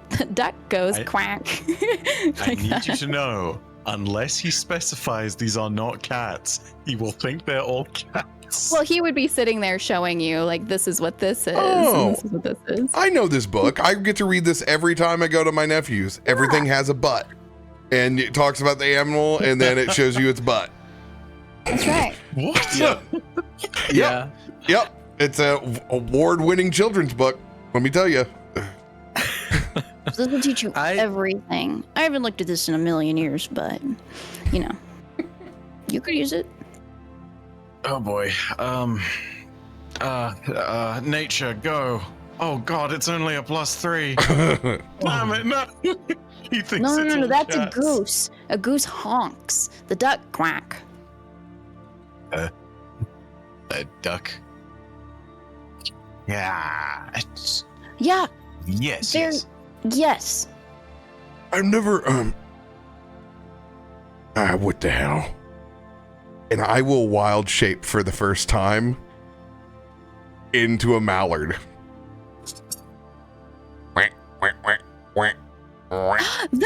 Whoa, wait, that was really cool.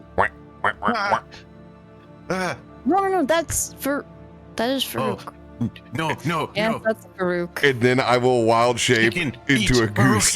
Yes. Is it going to try to bite an ankle? Oh God. No, Is it's Farouk really a feisty? it's a kind I goose.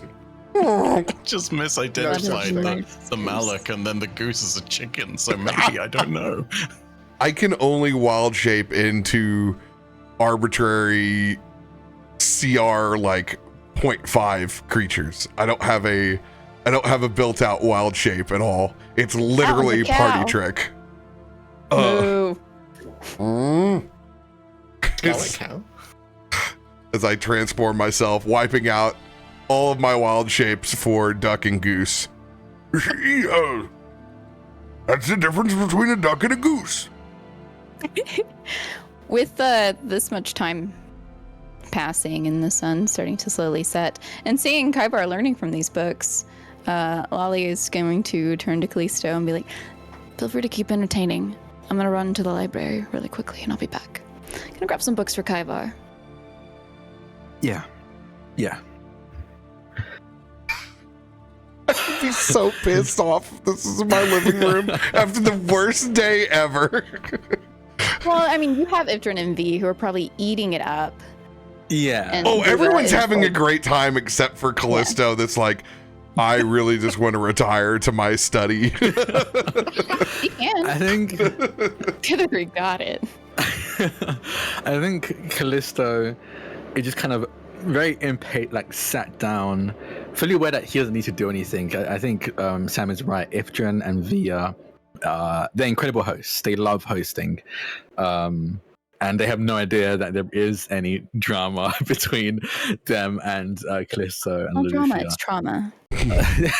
So yeah, they don't know there's trauma between them. So they're just like eating it up, being good hosts. I think V is like dipping in and out of the kitchen, trying their best to make enough food for everyone, because I think they didn't have like much prepared, only enough for their family. And Ifjin does the thing where, I don't know if anyone else's mum did this, or my mum definitely did it. Whenever I'd like, after I got told off and I'm just like being grumpy in the corner, like very purposely trying to like appear grumpy to sour the mood, mum would like give me like a little tap on the back of the head. It's like, come on, we've got guests. Go be a host. So you just see, I think it's always amusing because he's like, what, 6'1", 6'2", and you just see this dwarf smack him up the back of his head to be like, come on, Kallisto, don't be rude. You've got guests, you've got friends over. And Callisto's got, fine. She goes, don't hold that tone with me. Yes, mum.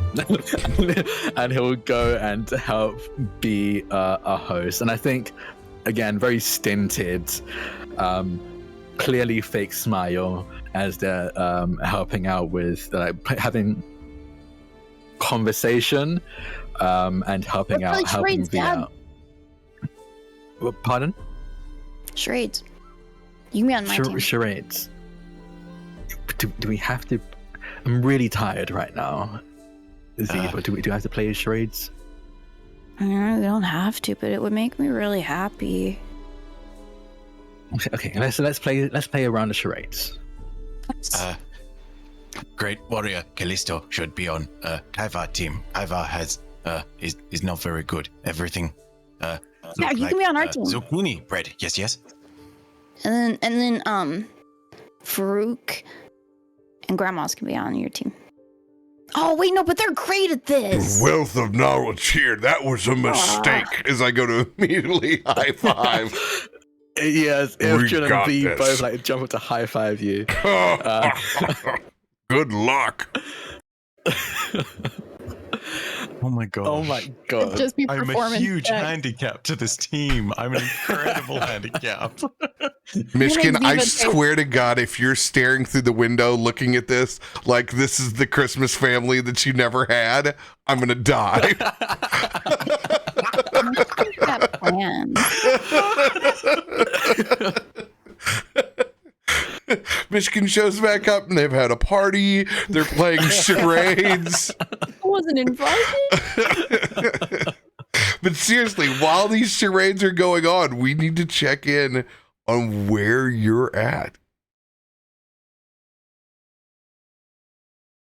Myshkin has been waiting at the steps at Pinnacle's Point for several hours. Not waiting. He knows Loluphia will come when she comes. But he's thinking on all that he has seen over the last week. And what has the Raven seen, RoBear, over this last week of spying on this particular location?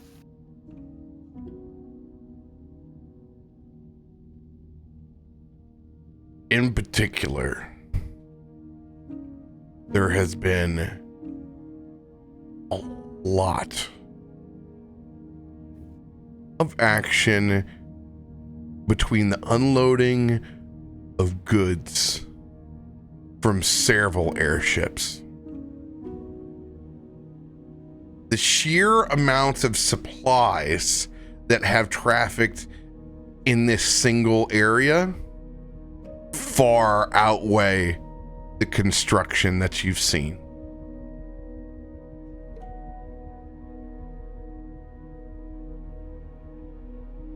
Okay. And they're just disappearing into the building. They're not being taken out. They just are shifted inside and then nothing. You're just seeing parts get stacked up, and then the next day, them being depleted before construction could even get to them. Okay.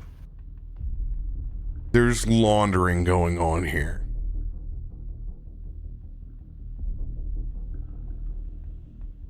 Myshkin sits there as the sun goes down, and as the crowds around the library begin to deplete. And sitting there against an increasingly shadowed landscape, a green hand just alights on the end of his right wrist, and he once again plucks this copper cogwheel from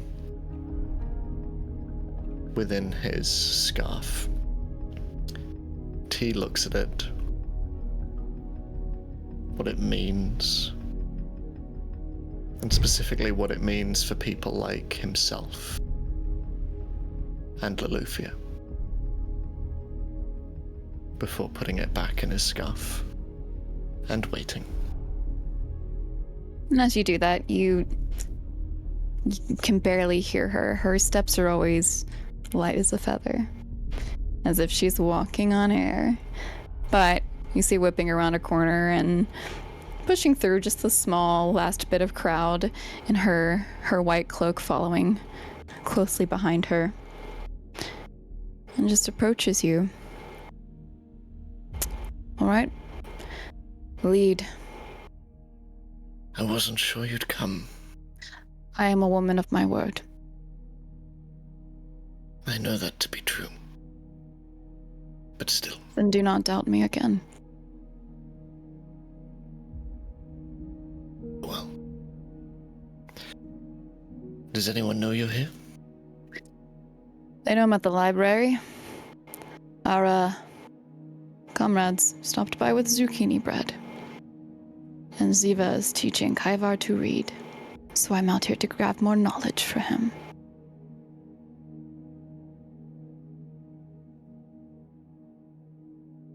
Go. And Myshkin leads Loluphia towards the construction site, for however long that takes.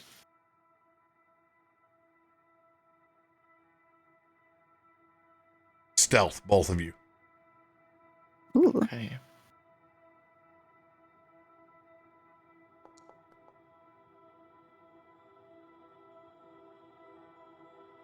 There it is. Do I even roll? Nope. 18 with a 5. Wow. Are you like tripping and she tries to reach out and grab you in time? But assumes you being a cat, you'd be fine. Yeah, I have half my limbs to fall down on those, so, you know, You've got elbows. yeah, true. You're never supposed to fall on your hands anyway because it'll break your wrists. True. As you guys get to the site, well past working hours, you can see the sheer stacks of steel, iron, rebar, heavy building materials. The building is only slightly progressed, and this is complete overkill.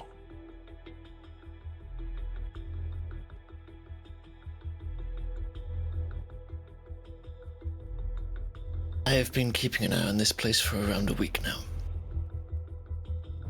Why?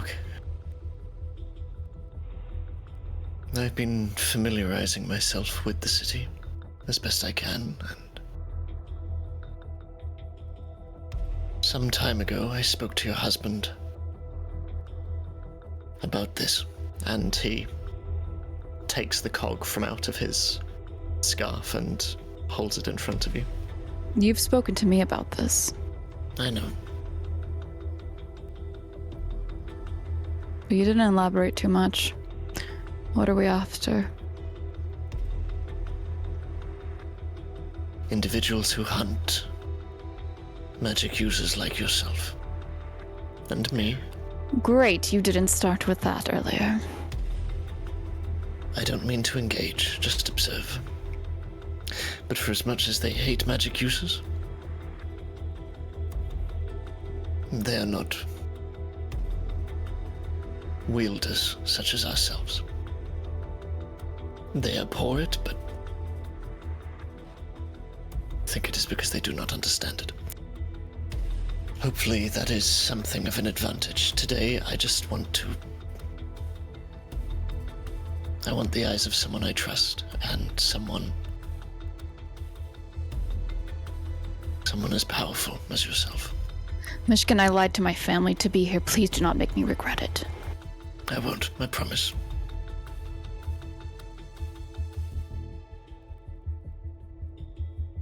But finding these people, it is personal to me.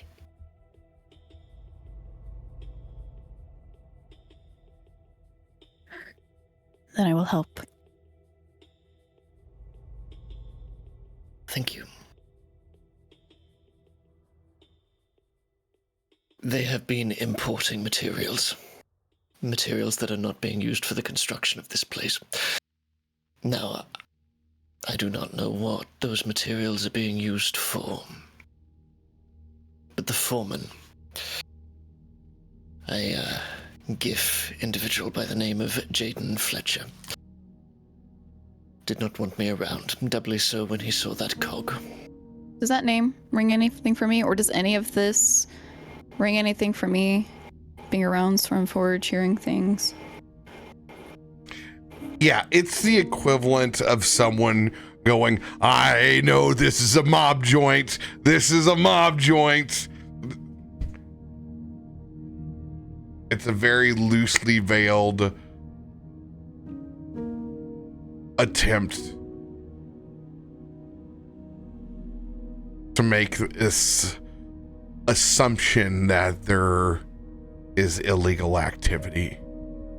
So it's like something we're aware of, but like the mafia, you usually don't mess with. You do your business, I'll do mine, kind of thing. It's out of your jurisdiction. Yeah, I'm just More meaning word of importantly, mouth. Yeah, From what we've heard. Okay. Also, she knows this is well out of her jurisdiction. the silent cog is like saying La Cosa Nostra. They would never say it or refer to it as what it is.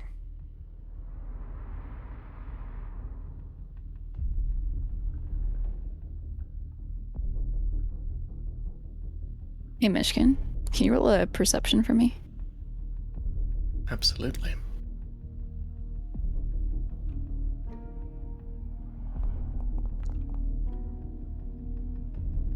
Nice. DC was 22. When you trip, by the way, she would have leaned down as quickly and swiftly as possible to help you up. And you see this freckle illuminate again, but this time it stays. That's it. But we have this conversation. As you're standing there and Myshkin's looking out, and as all at the moment is silent, what is that? What is what? She's turning around to look. That freckle.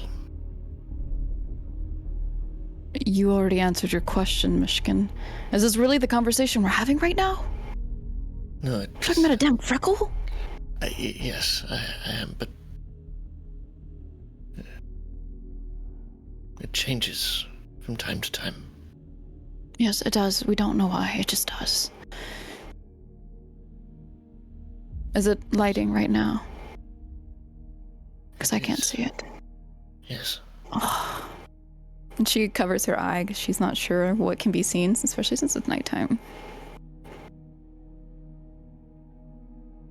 It'll go away eventually. It always does. What? I was going to ask, does it happen often?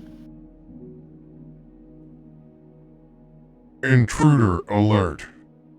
Intruder Great. alert. Love this for us. Intruder Me too. alert. Intruder alert. Outside? You see Yes, we should. red, long lasers piercing into the darkness, coming from 5 or 6 directions on either side of all of you.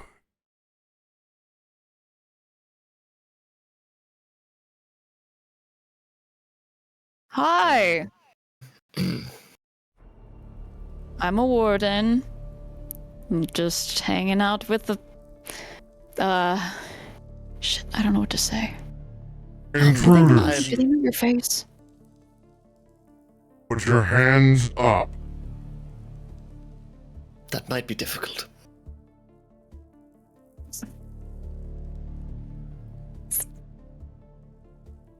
Lolly puts her hands up, does not laugh. That is Sam.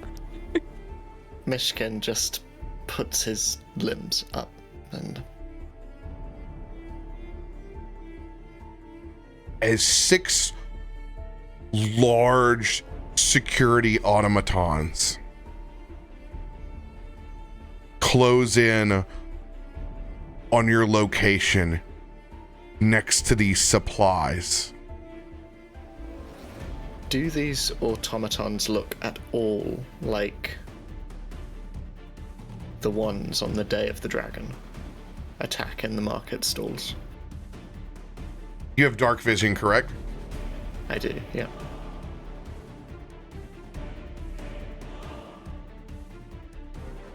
When you see these automatons getting closer, the red piercing eyes that sought your detection aren't the brightest parts of them. As you look in what looks like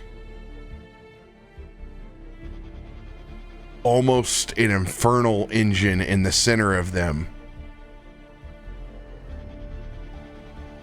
and spinning inside where the combustion and that fire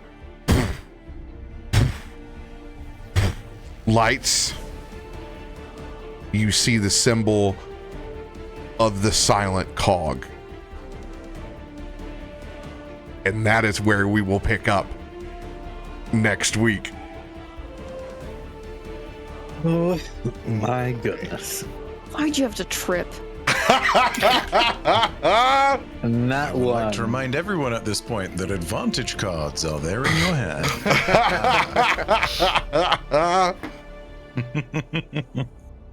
That is. So good. Well, Kallisto, your wife has been going to the library by herself. I saw your wife at the library with another man. Is everything okay? No, that was a mallard. That was a mallard. It was a mallard. Look, okay, you caught them, cat's out the bag. Right? Actually, cat's about to be in a bag. Oh. All of Hey, we put our hands up. We're going peacefully. We won't fight. Yeah. I cannot zucchini, fight these 6. Are you kidding me? zucchini we put our bread hands and up. old people drinking coffee shows you just how many blue hairs that I hung out with over the past 5 days of the weekend. I ate the shit out of that zucchini bread. I can eat another loaf today. I love how zucchini bread just became a thing now. This is our It was episode National of Zucchini Tales Bread from Day. Ba Sing Se. Yeah.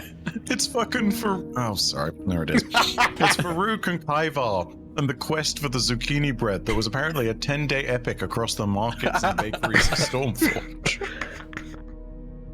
May it ever live in infamy. Is it next week yet? Oh, it was so good. I could just sit there and listen to you guys all day. Literally. Same with you and freaking Bife and your That was shenanigans. so funny. That was the I'm best. good. The terrible rolls again out of a hammock.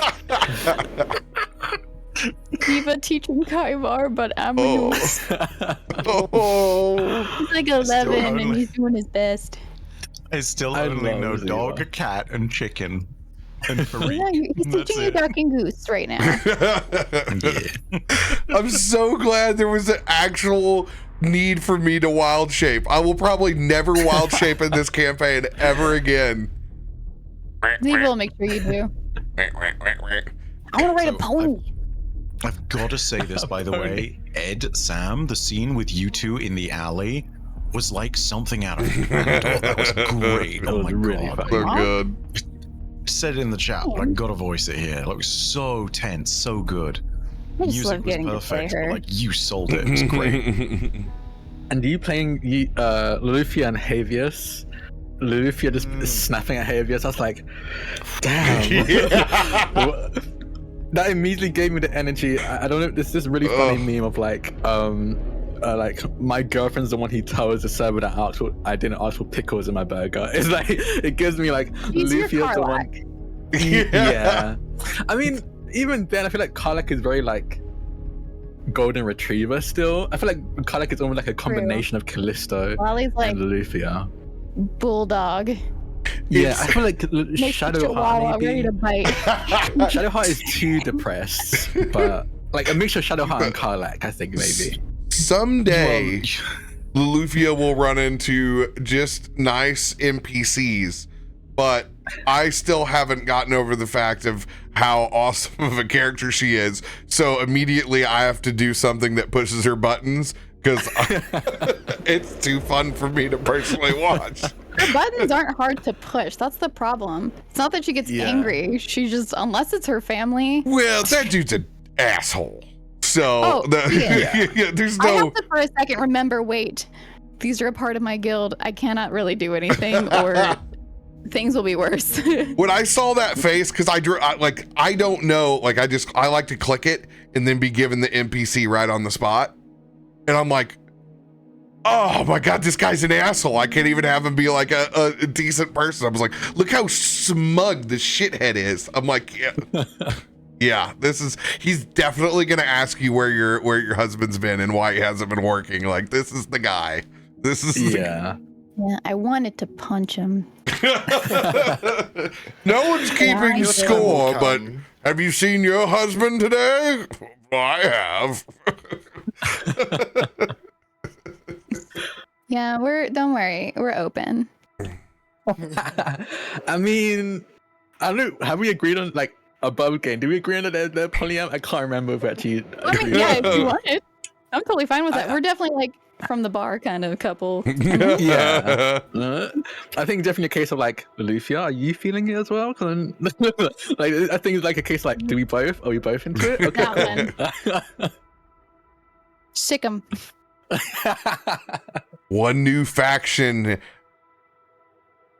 added to the lexicon. So exciting. This is I think these are my favorite.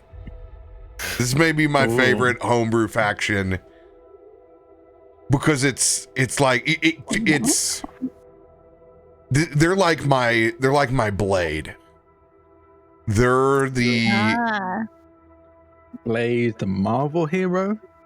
yeah, Right? because they want okay. unlike Blade is there to get vengeance on the vampires that have turned him. This is a group of people, and it's so crazy that Karlach's story is like this, and it's a very similar one. I was like, oh my God, Like, what the heck? this. I was like, yes, because it doesn't get talked about very much inside D&D. But what are the people that push back and say, you know what?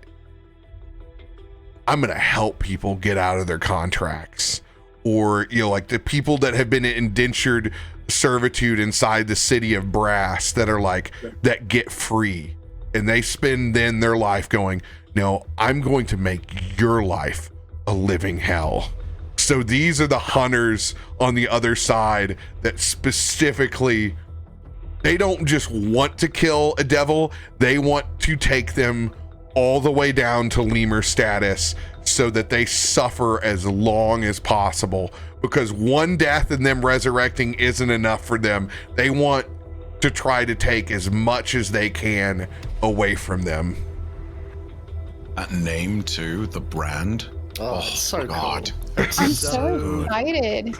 It makes me nervous knowing the magic thing. You didn't tell me that. Stole coin bullets, baby. Let's go. That is gonna be so interesting. God.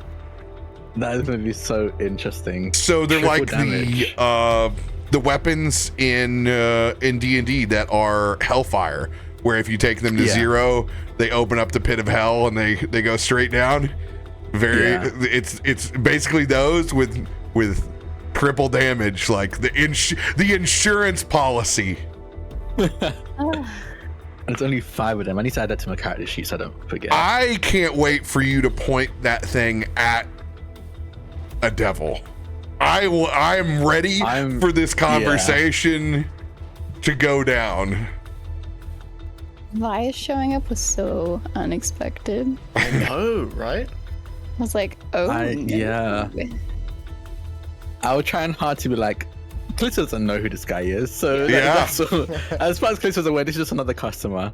It went down is exactly how it should go down. Finds out you're a warden, and the brand is just there to be like, well, if you run into anything, why don't you make sure that it pays? Yeah. Easy as that.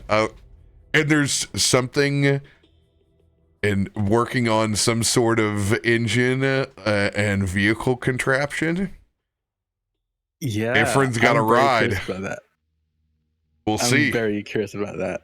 That's exciting. Ifrit is more excited about that than anyone. He's like, Cold Forge still? What are you using that for? I'm so curious.